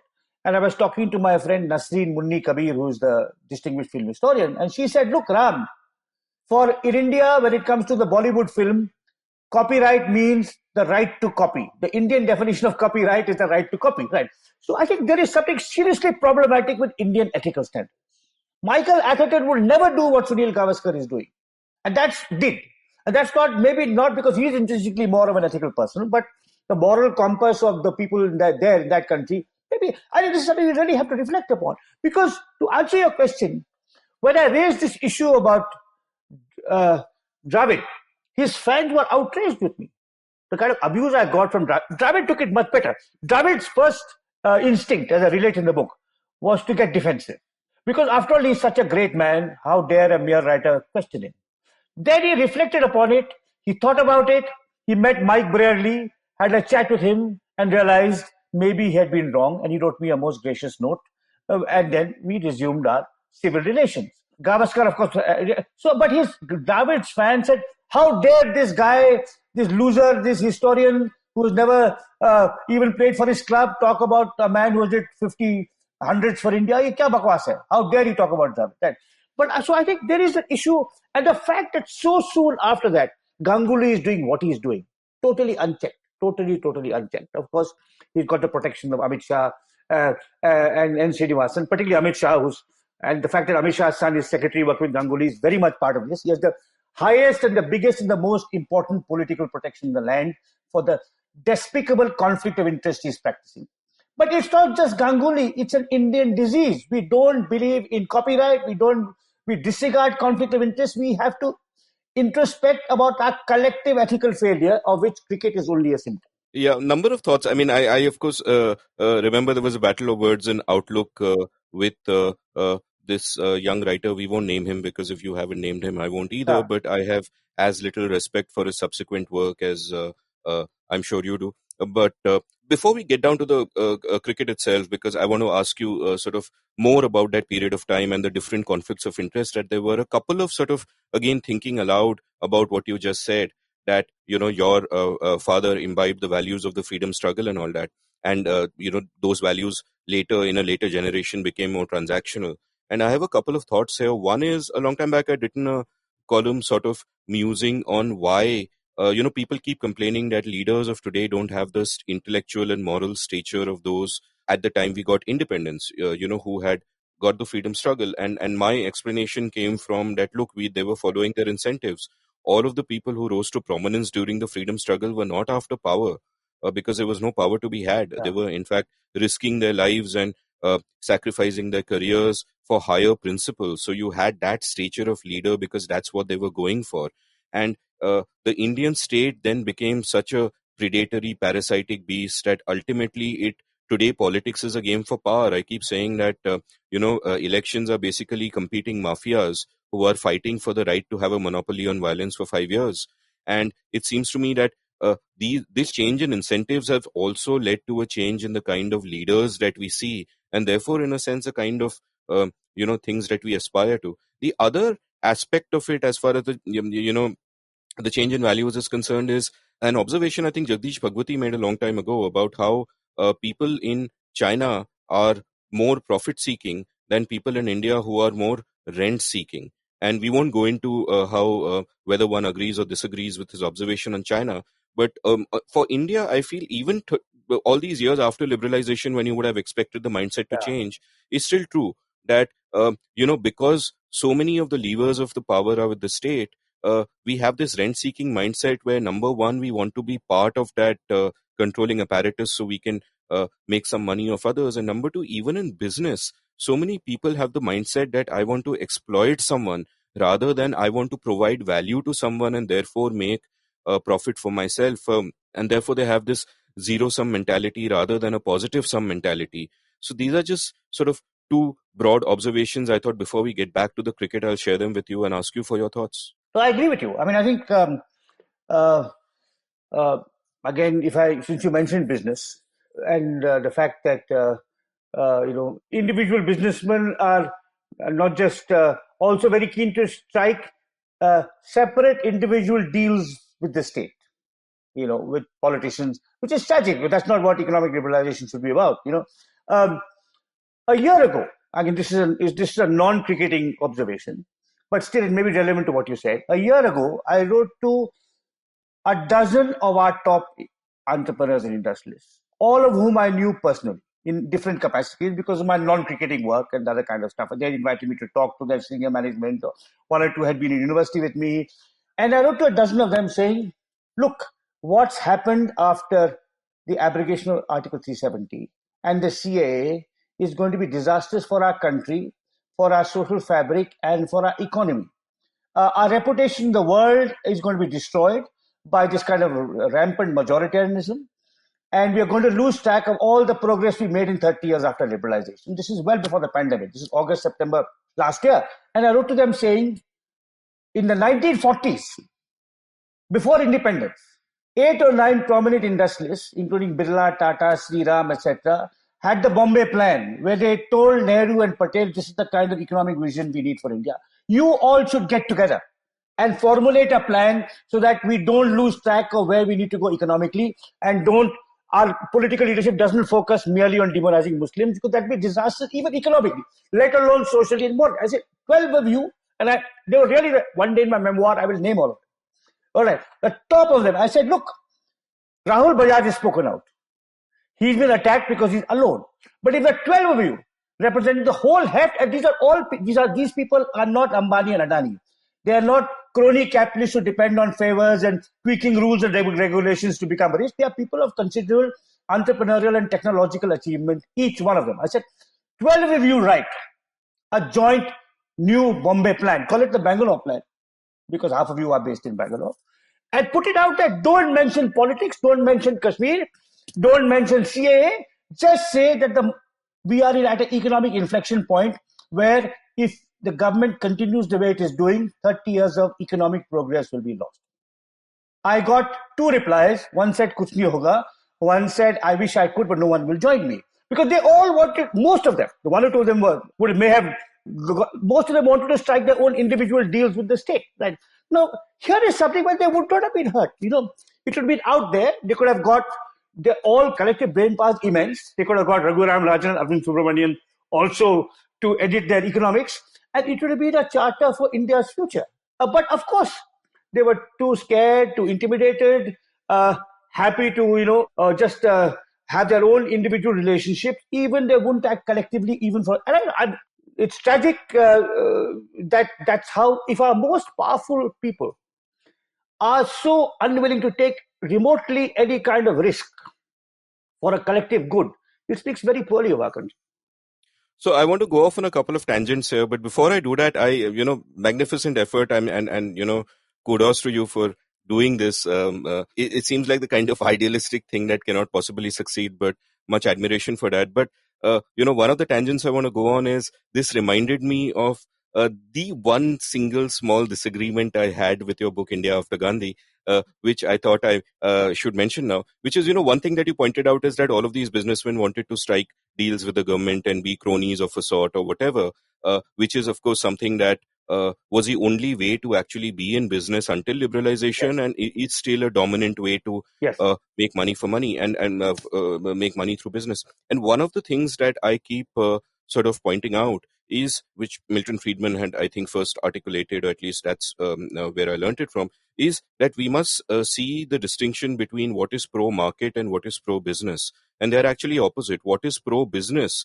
An existing businessman would want a protected economy where there is no ease of entry and his business is protected and incumbents can't come in. And that is, so what is pro-business is actually anti-market, and that hurts the people because there is less competition, therefore they have less choice, higher prices, all of that. Now, I remember in India, after Gandhi, if my recollection serves me right, you pointed to the Bombay Plan, which all these industrialists had come up with, where they sort of supported Nehru's vision of a state-controlled economy. And you had kind of implied that that was a validation from business people of sort of Nehru's master plan for the economy, and therefore, look, even the business people agreed. But my point is, of course they would, because it was in their interest, but not the interest of the people, because businessmen sort of want a protected kind of market. But having sort of gotten that out of the way, the other interesting sort of the analogy that I'd like to draw, going on from what you said, is that if I might speculate and think aloud on why these businessmen that you wrote to would have been wary of something like this, is similar to why there would be people within the Congress who would realize that the current rule of the Gandhis is bad for them, but they would be unwilling to fight. And the game theoretic principle here in game theory, it's called bell the cat. And, from that old proverb. And the thing is, all the mice agree the cat should be belled, but no mouse is going to be willing to take the bell to the cat and attempt it, because it's too risky to be the first mover in a case like this. And I suspect there might be a similar sentiment where if all 12 were to meet in a room and decide that now we will put out this statement, it's far likelier than in their little disparate corners to say that I'm not going to be the first Correct. because, Correct. uh, That's a very interesting analogy. The Congress is a little more complicated. I've been reflecting upon this. And for example, two of the people who've come out in support of the family are actually at first sight counterintuitive because they are the two mass leaders, Baghel in Chhattisgarh and Gehlot in Rajasthan. But they want to protect their fiefdom. They'd rather focus on Chhattisgarh and hope or Rajasthan, and rather than strike out for national leadership. Yes, absolutely. There's certainly a similarity in the two situations. Yeah. Yeah, let's kind of go back to cricket, and you referred to some of these conflicts of interest. And for the benefit of listeners who might not be aware, I'll quickly point out what they were. One of them, of course, was, and in a separate place, you've pointed out about how the BCCI had taken over the production of cricket, and the problem with this was that they were paying the commentators, 3.6 crores per year, and therefore the commentators obviously would, be incentivized to not speak against them. But the other sort of conflicts you pointed out is that one is Sunil Gavaskar was a commentator on cricket at the same time as the company which he owned, PMG, was representing several cricketers, and therefore it would be in his interest to, talk them up in commentary. And whether he did or did not is irrelevant. The fact that the conflict of interest existed is a problem. Another conflict was Dravid was looking after the under-19 teams, and at the same time, he was also looking after Delhi Daredevils, as they were then called. And Dravid's defense, of course, was that the BCCI contract is for 10 months, and for 2 months I can do what I want. But such contracts seem designed to allow exactly this kind of conflict of interest. And, then, of course, there are the many Dhoni conflicts of interest because he was, associated with this player agency that represented certain players such as Suresh Raina, who arguably played more test matches than he should have. Certainly more one. Yeah, test matches also probably. Yeah. Yeah, and Karan Sharma, who without any kind of first class record got taken on that sort of tour to Australia, very famously. Srinivasan, you also spoken about. One conflict of interest, by the way, as an aside, which you did not kind of mention, was your Karnataka folks, Roger Binney being part of the selection committee when Stuart Binney got selected for the tour to England. And Roger there, of course, said that, look, I had recused myself from the meeting, but that is obviously an inadequate explanation. So tell me a bit about your struggle to get this point through. Like Mukul, who had written very eloquently about this and had been writing eloquently about this. So I remember a specific fantastic piece he wrote, I think either for Cricket for Hindu, on this subject. But these were voices like Mukul's and yours were really like voices in the wilderness. What was your battle like? How was it? What kind of hostility did you get from sort of the players themselves, and what eventually took the whole thing to breaking point where I said that, I can't be part of this anymore? So, there were several things that happened. One is I visited the NCA. And I was the only member of the COA based in Bangalore. So I visited the NCA. I spent several hours chatting to them. And two of the coaches pointed this out to me. So there's one rule for Dravid and another rule for us. We also were asked to be the spin bowling coach or the batting coach of X team. And the CEO of the board, Rahul Johri, said, "Ye nahi hoga." So, which was very, very startling that this kind of thing was happening. So clearly, Johri wanted to use his powers of discretion to humor cricketing superstars who could get away with something, right? Now, then, in any case, I felt it was wrong, so I raised it. Diana, to her credit, was supportive. She saw the issue, but Mr. Rai did not. And, the CEO of the board was, as I've said, wanted discretionary powers in his, just as, our Prime Minister and Finance Minister want powers to withhold licenses and give licenses to different kinds of capitalists. This is what the CEO of the board wanted for himself vis-a-vis our cricketing superstars. But this was partly a breaking point. There were other breaking points too. I mean, one was, for example, when we wanted to boycott the champion trophy. So, there was this conversation I had with the NCA coaches who were not allowed, unlike Dravid, to do double tipping, both be a national coach and be play some kind of role in an IPL team. But also there was the near fiasco of the Champions Trophy, where there was a campaign led by N. Srinivasan and others for us to boycott, with Gavaskar and others joining in. Uh, and there was a general timidity of our chairman, that he was unwilling to take on people like Srinivasan and Niranjan Shah, who were attending meetings illegally, kind of his temporizing. And I felt I'm going to get nowhere.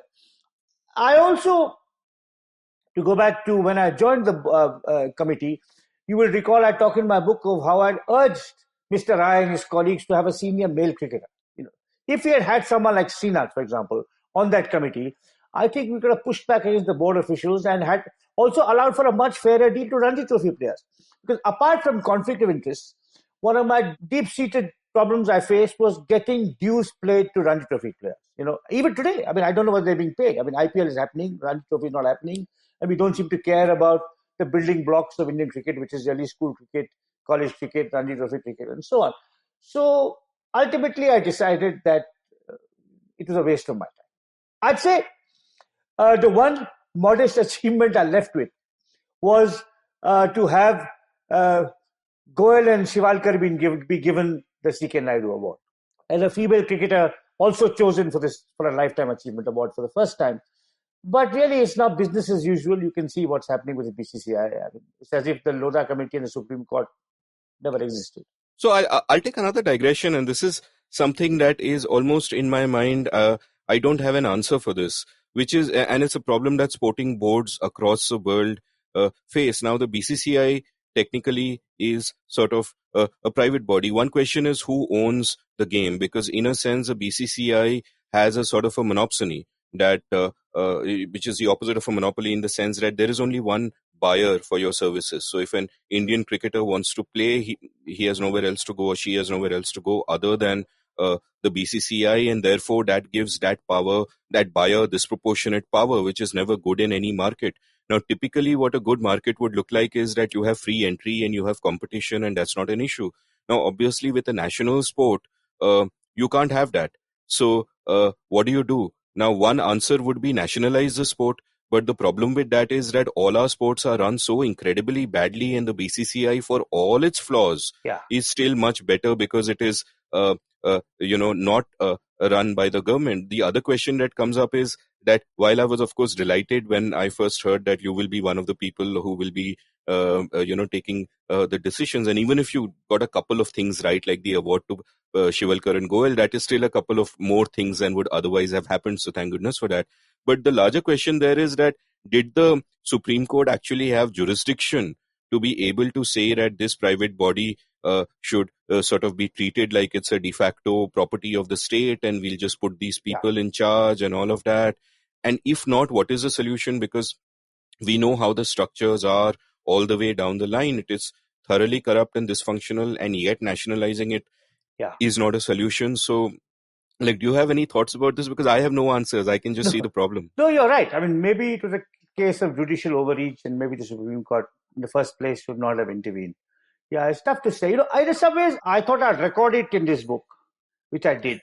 And then I kind of moved back to being a fan. It's just I'm looking forward to watching Stark bowl to Pujara and see whether he can get past Pujara's defenses in the early overs.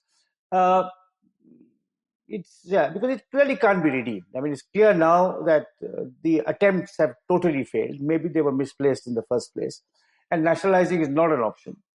I wish, again, it goes back to the quality of individuals. Ganguly could have asserted himself much more in the interests of Indian cricket, in the interests of domestic cricket, in the interests of fairness and transparency, if a person of his colossal achievement and stature had pushed back against the intriguers and manipulators, he would have got mass public support. But my counterpoint to that would be that if he was the kind of person who would do that, he would not be in that position of power to begin with. Well, Srinath, for example, when he joined the KSCA, built up the academies. He did good work, so he was only there for 3 years, he left. But it's possible to be there for a little while and do decent work. When Bedi was running J&K cricket, people like Parvez Rasool came through.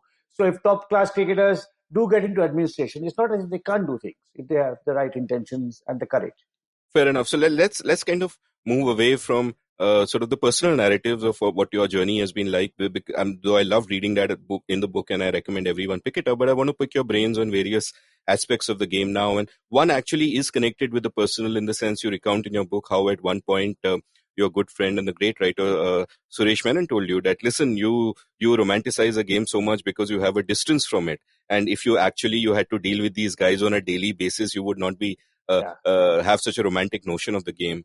So, and I note that there is a shift that as you get involved and you get skin in the game, so to say, that does change a little bit. And you point out the 4 categories of cricket stars, which I found completely fascinating. So tell me a bit about your experience of sort of, were there blinkers falling off at different points in time? And then what are these 4 categories and so on? Yeah, maybe I'll just read out that paragraph and then I'll answer your question. Okay. So it says, after I resigned from the Committee of Administrators, I wrote to a friend that there are 4 categories of cricketing superstars in India. Category 1, crooks who consort with and pimp for bigger non-cricket playing crooks. Category 2, those who are willing and keen to practice conflict of interest explicitly.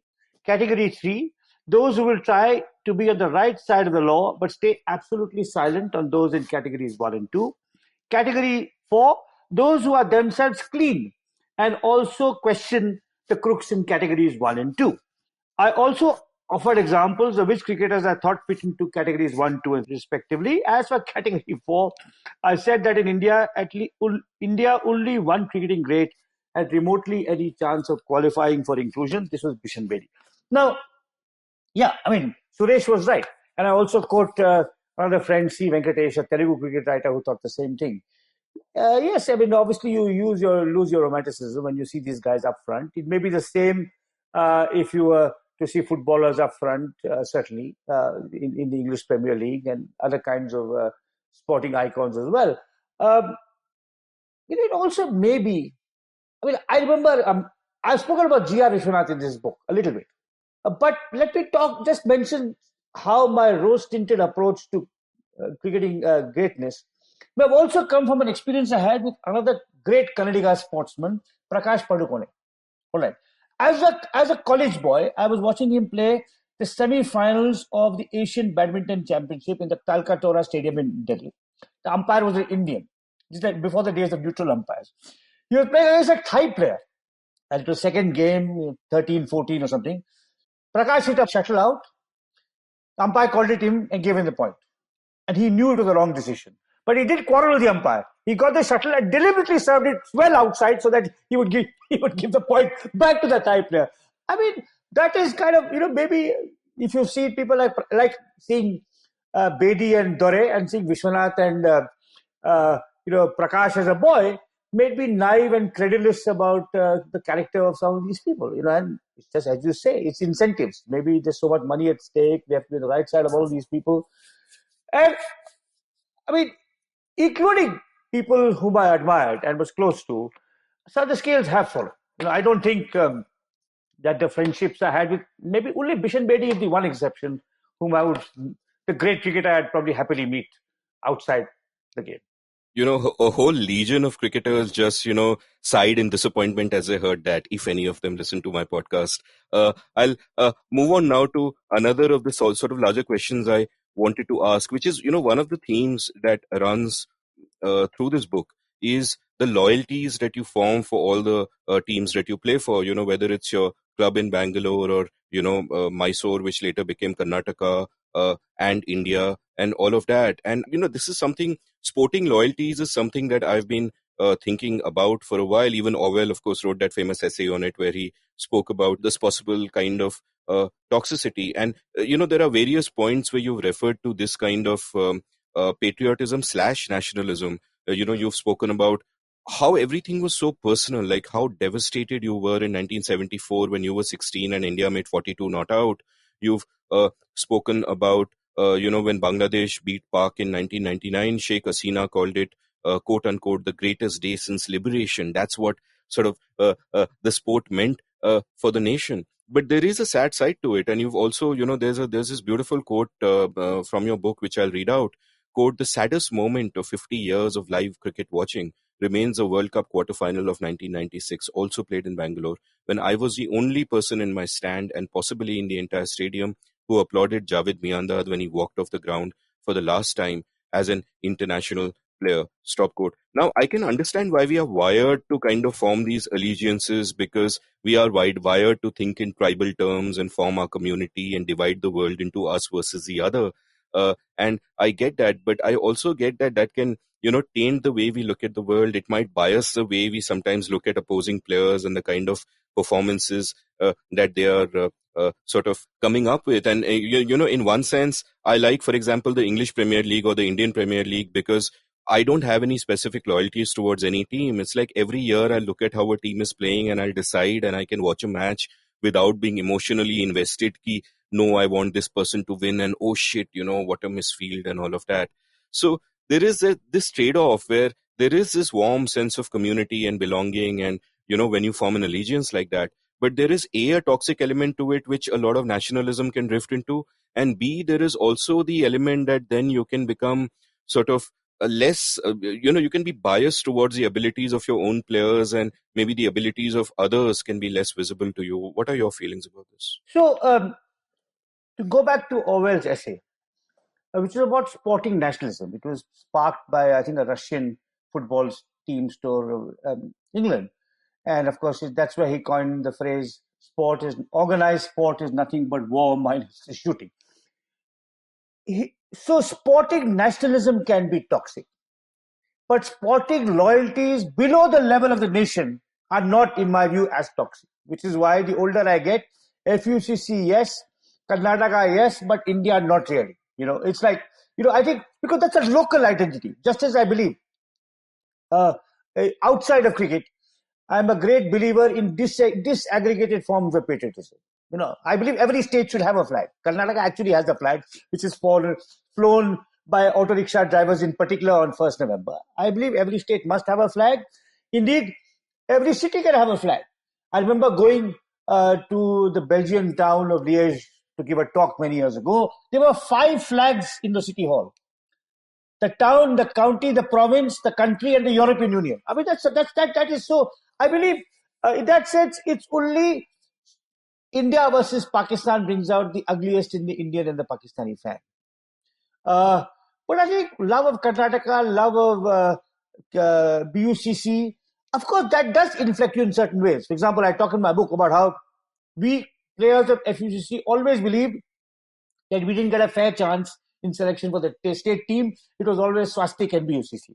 So yes, it has some, sour feelings that come in. But I think the most toxic form of sporting nationalism is when you want your country to win at sport all the time. And that's why my epigraph to the book is from Fingleton, who says, "The longer I live, the less nationalistic I become. The outcome of a match is interesting, but not on the scales of time a very great moment. What is important is whether a particular contest gives to posterity a challenge that is acceptable one, or yields in classical technique and innings, or a bowling effort that makes the game richer, so that the devotee can say years afterwards with joy in his voice, I saw that performance." So I think in that sense, other forms of loyalty, sub-regional loyalties to your club or to your district, or aesthetic loyalties, in my case, to test cricket over IPL, right? Or to spin bowling over classical batsmanship. I think those can be enriching, liberating, exciting. They're different from sporting nationalism. I'll come back to the IPL later, because I have a set of questions on that. And there, I think I disagree a little bit with you. But before that, continuing, the other aspect I wanted to ask you about, and in a sense is kind of related to this, is about essentialisms. For example, people will always speak about the Bombay school of batsmanship and, chart a line from Merchant to Gavaskar to Tendulkar and so on. And maybe Rahane today because the same kind of doggedness or whatever, though nowhere in the same class. And, there are some quotes from your book which sort of tend to go down that line when it comes to Bangalore. Like at one point you quote Greg Chappell saying, and this is after the India tour where we beat West Indies, which was a phenomenal win, and Dravid made those incredible half centuries which are just should be in the pantheon but are forgotten. But he was talking about Dravid and Kumble. Chappell said, quote, no team has had two more dogged, resilient, and proud competitors, and for them, the team always came first. There must be something in the water of Bangalore, Stopcoat, which must have warmed your heart. And elsewhere, you sort of talk about, and this is probably part of your answer about whether there is something to this essentialism, and the answer could be that, of course, because culture is leading to, the kind of players that come up. And at one point, you write, quote, where you're writing about changing Bangalore, and you write, quote, these shades of difference reflected the changing sociology of the city. The Bangalore that Vishy and Chandra played for was that of the Mawali tiffin rooms and the unencroached upon Cubbon Park, a town of tiled bungalows and green barbets calling.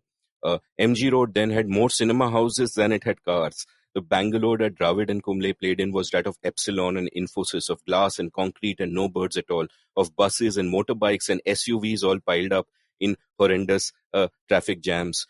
Stop quote. And later on, of course, you talk about how the changing world, even though there is so much similar in different ways about a Vishwanath and a Dravid, but you talk about how, quote, there was a gaiety to Vishy's bearing, there is a gravity to Dravid's conduct. Stop quote. Tell me a little bit about this, that, on the one hand, we are told don't generalize, don't give in to this kind of essentialism. But on the other hand, there does seem to be a lot of truth to it, doesn't it? But this is a work of literature. This is not a work of scholarship. I would never write remotely like this in one of my historical works. I would not say Indians are like this, Kannadigas are like this. I was kind of, obviously not. I was kind of indulging myself, thoda bahut. I was having fun. Yeah, of course. I mean, there is, but it is true that, I'll just tell you again a humorous story. I kind of to go with the local loyalties, which is not in the book. When the match fixing scandal broke out, you remember. So my first response was, there are no South Indians in it. Then Azhar was implicated. So I said, at least there are no Kannadigas in it. No, that was rather silly and pathetic of me to myself to kind of rationalize match fixing in this kind of, terms of local parochialism. But it's part of, and I believe, as I said, again, to go back to what I said earlier, one nation, one leader, one party, one ideology, one religion, one language is hugely problematic. But nesting, overlapping forms of identity are fine to me and intricate too. Much, much more enabling, enriching, much less divisive, much less toxic, to use your phrase or Orwell's phrase. So that said, when you speak of a Kannadiga or when you speak of a resident of Bangalore, you're not dividing. You're including everyone in that city. Hindu, Muslim, Christian, Parsi, Jain, upper caste, lower caste, male, female. Dravid is not a Kannadiga. Kumble is, right? Now, so in that sense, but it is a flight of fancy. It's a literary extravagance that in a book of this kind, I think, can be permitted. No, I loved it. I'm not complaining about it. Though if people on Twitter got as far down this episode, which I don't think they will, as hearing your lines about, there's no Kannadiga involved in match fixing, they would probably find a way to jump on you for that. And that what you just said about overlapping identities is something that, I also feel so strongly about. And it strikes me that there is a subtlety to that view. And then, the moment I thought that in my head, I thought, look at the subtitle of the book. This is a more subtle game after all. So it took me back to that opening question about whether a game can shape its watchers in some way. And my next sort of area I want to explore is about the IPL. And in fact, it's a good segue into it, talking about sort of, and here I'll say I agree with a lot of your views on it, and also sort of disagree with them, and I'll state them as well.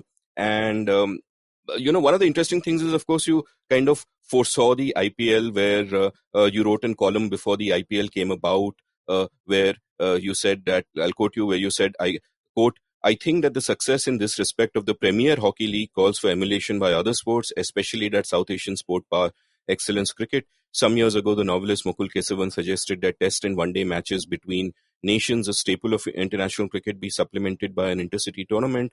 The time has come to revive that suggestion. Kesavan had a global tournament in mind, but we might begin with South Asia alone and begin on a modest scale with a week of 2020 matches played alternately in India, Pakistan, Bangladesh, and Sri Lanka between teams representing the cities of these countries."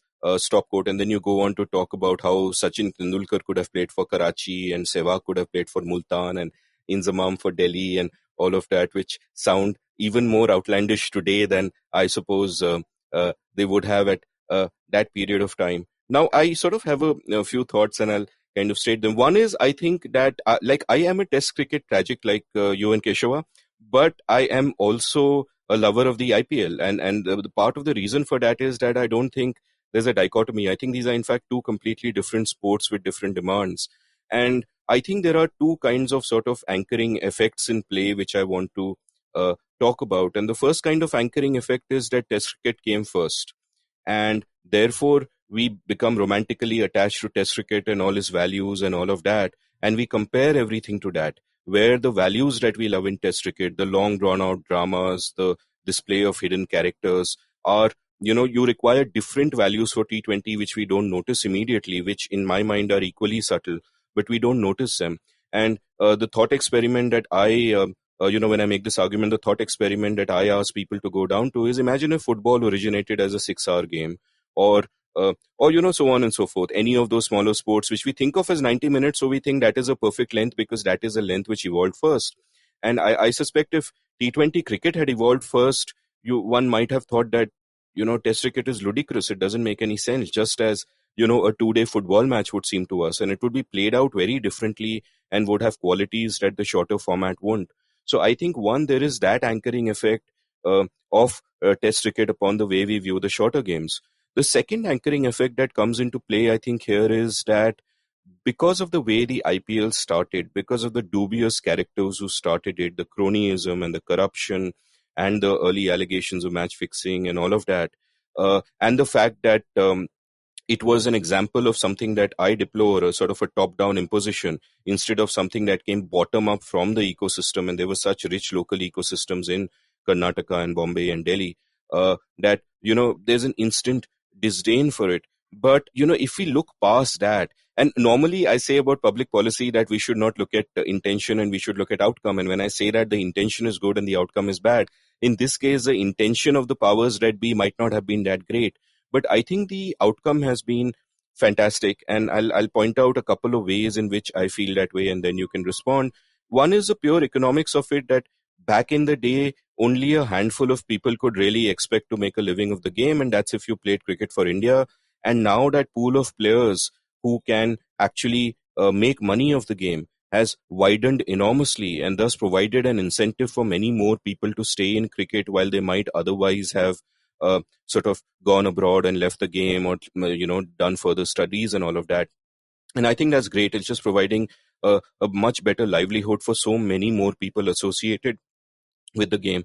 The other aspect of it, which I think has helped Test cricket as well, I mean, one economic way in which it has helped Test cricket is that viewership was dwindling, and to some extent, I think T20 cricket, and I'd say T20 and IPL are kind of separate, not the same thing, but the IPL is, of course, a dominant driver.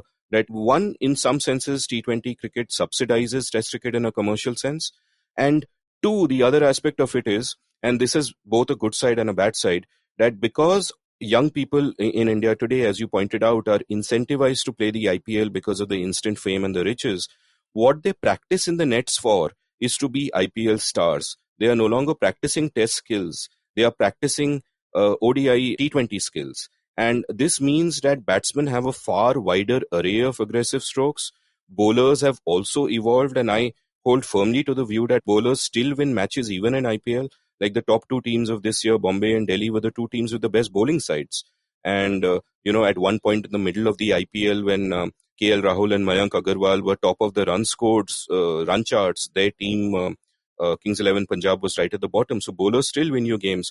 But skills of batsmen, bowlers, and fielders have just gone off the charts.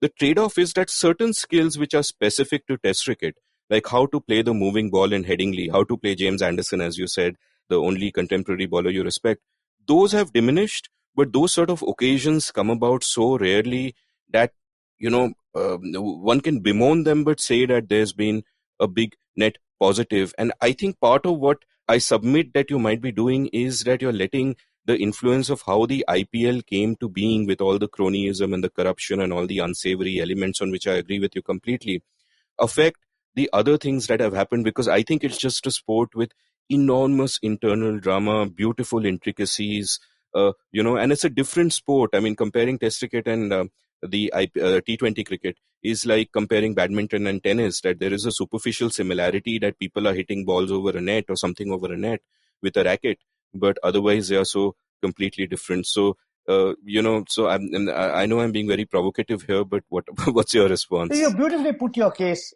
for, particularly that it's a different kind of game regarding different skills and a new set of skills, both bowling and batting and fielding and so on.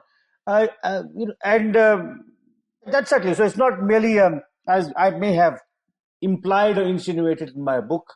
It's not merely a dumbed down or cruder version of Test cricket, but a different kind of game altogether. As you said, badminton to tennis. I'm not convinced that it is generating all that much income. I mean, Ranji Trophy players are not paid. I mean, the IPL stars get paid. I just look at the distribution. Is it going down the line? Probably not. I mean, so it's led to more corruption, silencing of state associations by this hush fee kind of thing. So the arguments that it is helping the game, I think we are winning because for different reasons. We are winning more overseas because there's more money generally, economically. We are much more powerful. Our players are better trained. We are 1 billion people to Australia's 20 million, and they have other competing sports and so on. So I don't think. If you tell me one really good, the only test cricketer produced by 2020 cricket is really David Warner. It's not as if Bumrah learnt his skills, became such a great bowler playing 2020 cricket. No, I mean, or Kohli or whatever. So I'm not sure that from either skills point of view or really enriching players so much, it's been so beneficial. Maybe to a modest extent. Maybe aesthetically, you're right, that I make too strong a case on behalf of Test cricket.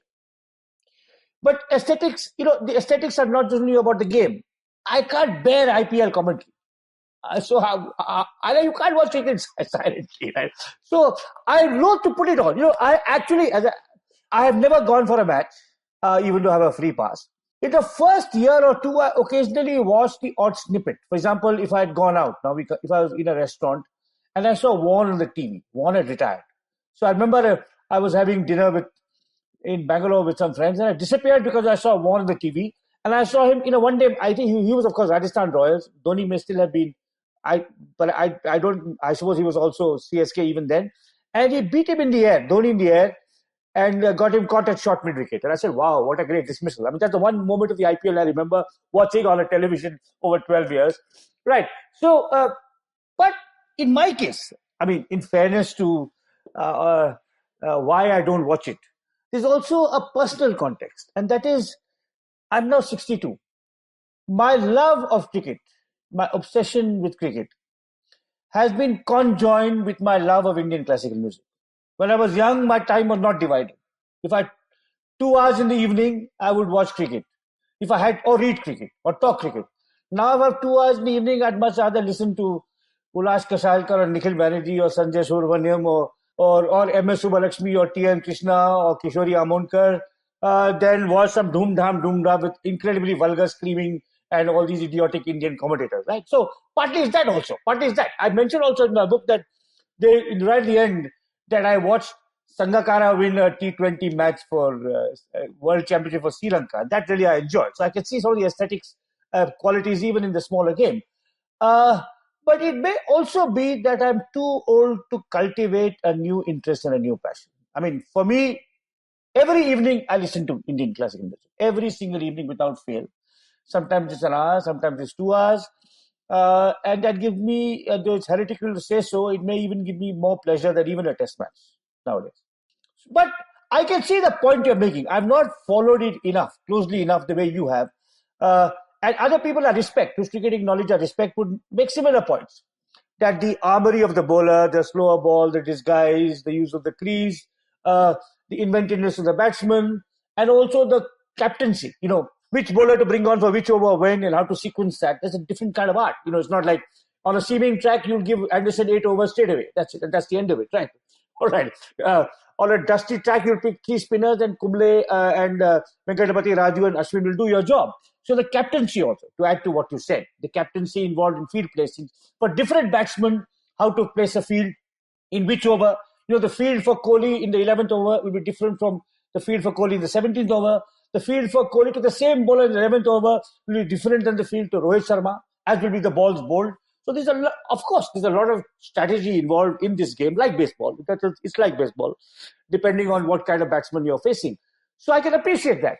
And but maybe I'm too old to get so deep into if it is indeed a totally different kind of game. It's badminton to Test cricket's tennis.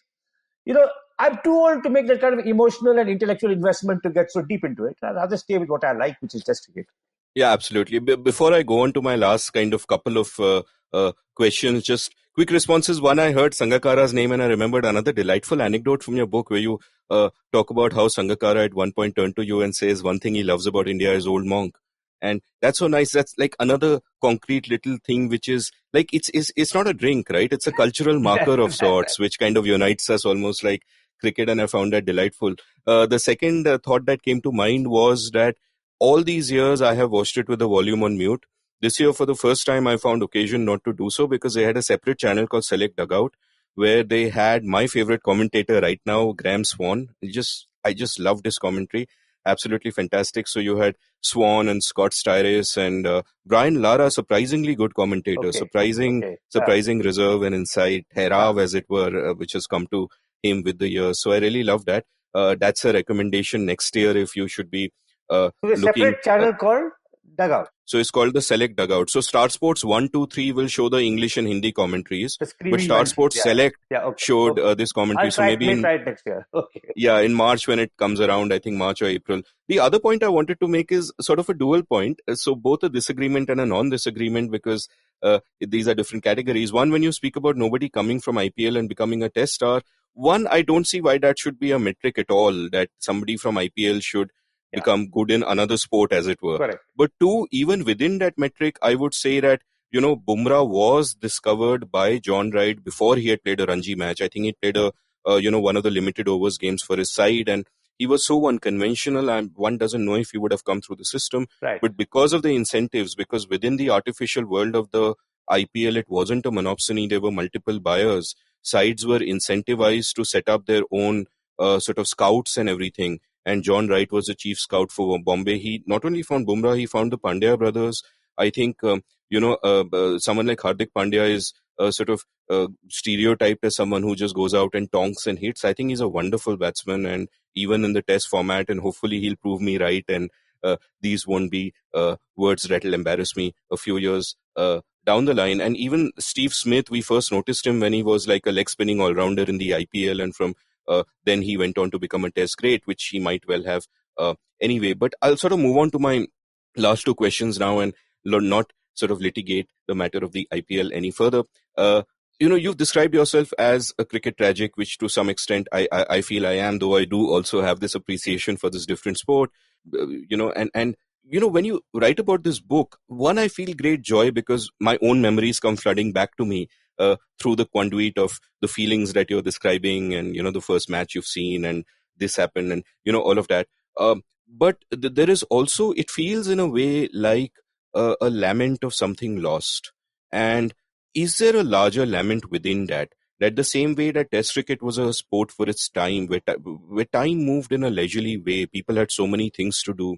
Everyone is not looking into their smartphones. People are united by that love of cricket, where 40 people in a bus can suddenly turn towards that one transistor radio that is blaring. Is there, when you think about everything that has happened, and it almost seems that the change in the last 10, 15 years specifically is seismic, but you've got a longer span of looking at this than I have. Plus, you've been a historian, so you've gone much further back in time, and now you've come here.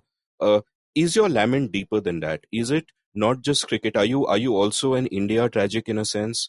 Are you also bemoaning values that have changed, a way of life that has gone? Can you tell me a little bit more about your feelings? I mean, I might take issue with the use of the word lament. All right. Obviously, it's got two chapters in the BCCI, where I say the BCCI stinks. Right. But, in my book, I talk about how Kohli replaces my boyhood hero G.R. Vishwanath in the all-time 11. And this conversation, you persuaded me that Bumrah has a much better case than Zahir or Srinath to partner Kapil Dev with a new ball in that 11. So I appreciate that's why if it was all about lament and nostalgia, I wouldn't be watching youngsters in the FUCC, year after year after year. So, but it is because it's a memoir. It goes back a long time. The older you get, you see your youthful interests and enthusiasms and obsessions in a certain warm glow, in a warm sentimental glow.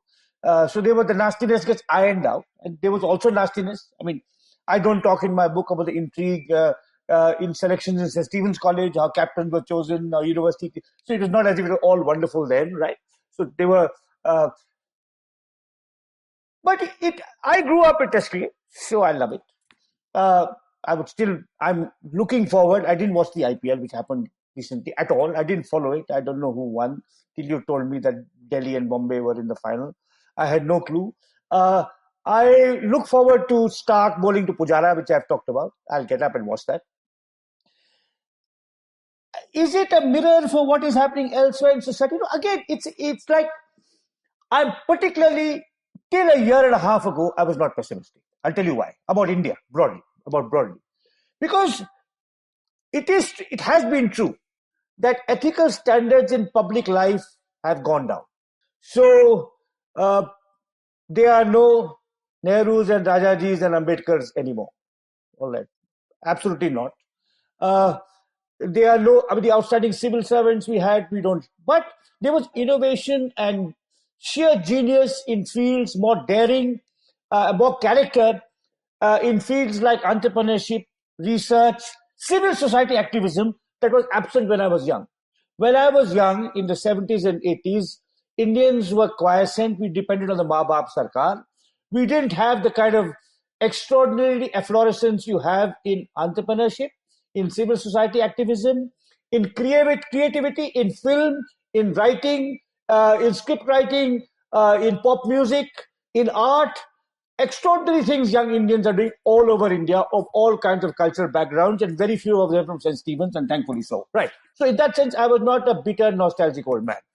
The last 18 months, particularly after the re-election of Narendra Modi, and what has followed, that is, first of all, the majoritarianism represented by, particularly by Amit Shah coming to government, and then what happened in Kashmir, the CAA, the capitulation of the Supreme Court, the intimidation of the press, our lowering standing even in the neighborhood where Bangladesh, a country we had created, we have needlessly alienated in such a thoughtless way, and the decline of our economy from which we are not going to recover, the contempt for science, the contempt for expertise, this love jihad nonsense that is the latest form of trick that is brought before us to distract us from the real problems our country is facing.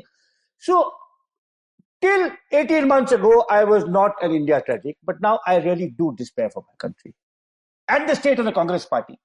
I mean, Sonia Gandhi and Rahul Gandhi are the chief enablers of Modi and Shah. Modi and Shah are the chief destroyers and damagers of the Indian Republic and its secular fabric, who are enabled by that despicable family that controls the Congress party. So maybe today, in a larger sense, the things will change. I mean, I know that as a historian, nothing is permanent. There are no permanent winners and losers. But what has happened in the last 18 months, before the pandemic started, with our politics, our economics, our institutions, our press, and our courts, has certainly made me despairing about it. I share those sentiments 100% of that. We even discussed that in the Republic Day episode earlier this year, but if anything, there's less cause for hope. And I often find myself withdrawing more into the personal and trying not to think about politics, because what can one do anyway to sort of shift back to something that gives us joy, but not cricket. My final question is really a request to you to do a service to both me and my listeners and recommend some classical music for us to listen to. What do you listen to every evening? Who are the artists you keep going back to? And specifically, what are the compositions or songs or whatever that, give you a lot of joy? Because I'd love to try out some of that. Amit, first a confession, which is also a statement of fact. I'm an enthusiastic amateur listener of Indian classical music, with the emphasis on the amateur. Okay. I'm a keen and enthusiastic follower of cricket, but a cricketer who as someone who has played with future and past test cricketers himself. So I know much more about the techniques and aesthetics of cricket than I do about music. So I'm an enthusiastic amateur listener. It would not be appropriate for me to recommend per se, except to add to what I've said. Every evening I listen to music. All right. On a long flight, I only listen to music.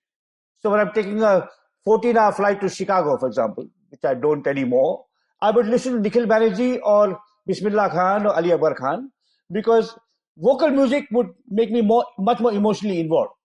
And I find the best cure for jet lag is Indian classical music, instrumental. I listen to a lot on YouTube. I have my own collection. A friend recently very graciously put 70 cassettes of mine recorded in the 70s and 1980s of national programs on All India Radio on MP3, so they're on my system. So I listen to them through the day. I can't write with music. I have friends who can write with music. I can read with music, do research with music. And to me, again, it would not be appropriate for me to recommend pieces of music per se because of my imperfect knowledge. By the way, again, but I know I have friends who are profoundly knowledgeable. So I have a friend who's a retired civil servant called Keshav Desi Raju, who's just written a magnificent book on M.S. Subbulakshmi that's coming out next month, the first serious musical biography. So I often call him.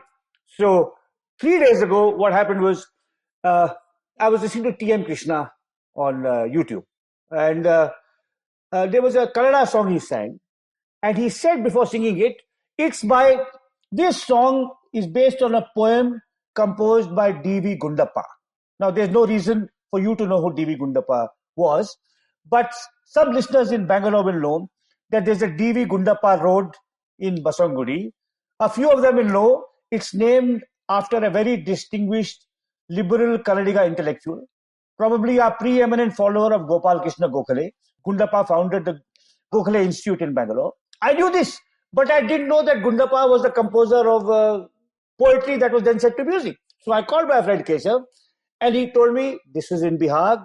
Gundappa composed something else, which MS is also sung in Bihar. He gave me the link, and I went then to the MS link. So the kind of joy you get from music and from learning from people who are more knowledgeable. Again, I'm very privileged. I'll just mention one last name. If you're interested, I can persuade him. There's a great scholar of Hindustani and Carnatic music called S. Gopal Krishnan, who tweets under the handle Gopal Years, Gopal G-E-A-R-S, Gopal Years. Gopal sends 3 days a week, he sends a curated piece of music to 500 or 1,000 people to listen to. Some days it's Hindustani, some days it's Carnatic, with a paragraph of explanation. Today is the 98th birth anniversary of Bhimsen Joshi. My first exposure to Bhimsen Joshi was in a concert in Pune. I remember he started with Khamaj. So I'm going to give 3 different renditions of Khamaj for you to listen to this morning. All right. So Gopal Years, Gopalears. So please follow Gopal Years. He has the most refined and settled taste in music. And please read Keshav Desi Raju's book on M.S. Subbulakshmi when it comes out. And if you're a fan of Hindustani music, read a wonderful book called The Lost World of Hindustani Music by Kumar Mukherjee, which was published some years ago by, again, a great scholar and connoisseur of music. It's an utterly beautiful book. Also read the writings on music of Sheila Dhar, which have been collected under the title Rag and Josh, published by Permanent Black, my own publisher in Radicate. So it would be impertinent and pompous of me, given my imperfect knowledge of music, to recommend particular pieces of music, except this to say that it gives me really more joy even than watching Test cricket, listening to our Shastriya Sangeet. Yeah, no, I was not asking you in the spirit of expert recommendations, but just in sharing a little bit of yourself, at which point I must thank you for this wonderful book, because you have shared so much of yourself in it. And I think part of the richness for the book and the delight that I got from reading the book comes from that melding of the personal and the social and the sporting and all of that. So, and I think this is a generosity which is not often remarked upon. So thank you so much for that. And thank you so much for coming on this show. Thank you, Amit. Lovely. If you enjoyed listening to this episode, head on over to your nearest bookstore, online or offline, and pick up Ramachandra Guha's delightful new book, The Commonwealth of Cricket, a lifelong love affair with the most subtle and sophisticated game known to humankind. And yes, I know you're thinking what a long subtitle, but consider that the author loves test cricket. You can follow Ram on Twitter at Ram_Guha. You can follow me at Amit Varma, AMITVARMA. You can browse past episodes of The Seen and the Unseen at seenunseen.in. You can pick up some Seen and the Unseen swag at seenunseen.in/stuff. And you can enroll for my writing and podcasting courses right away. The Art of Clear Writing is at indiauncut.com/clearwriting. The Art of Podcasting is at seenunseen.in/learn. Thank you for learning. Oh, wait a minute. Don't I normally say thank you for listening?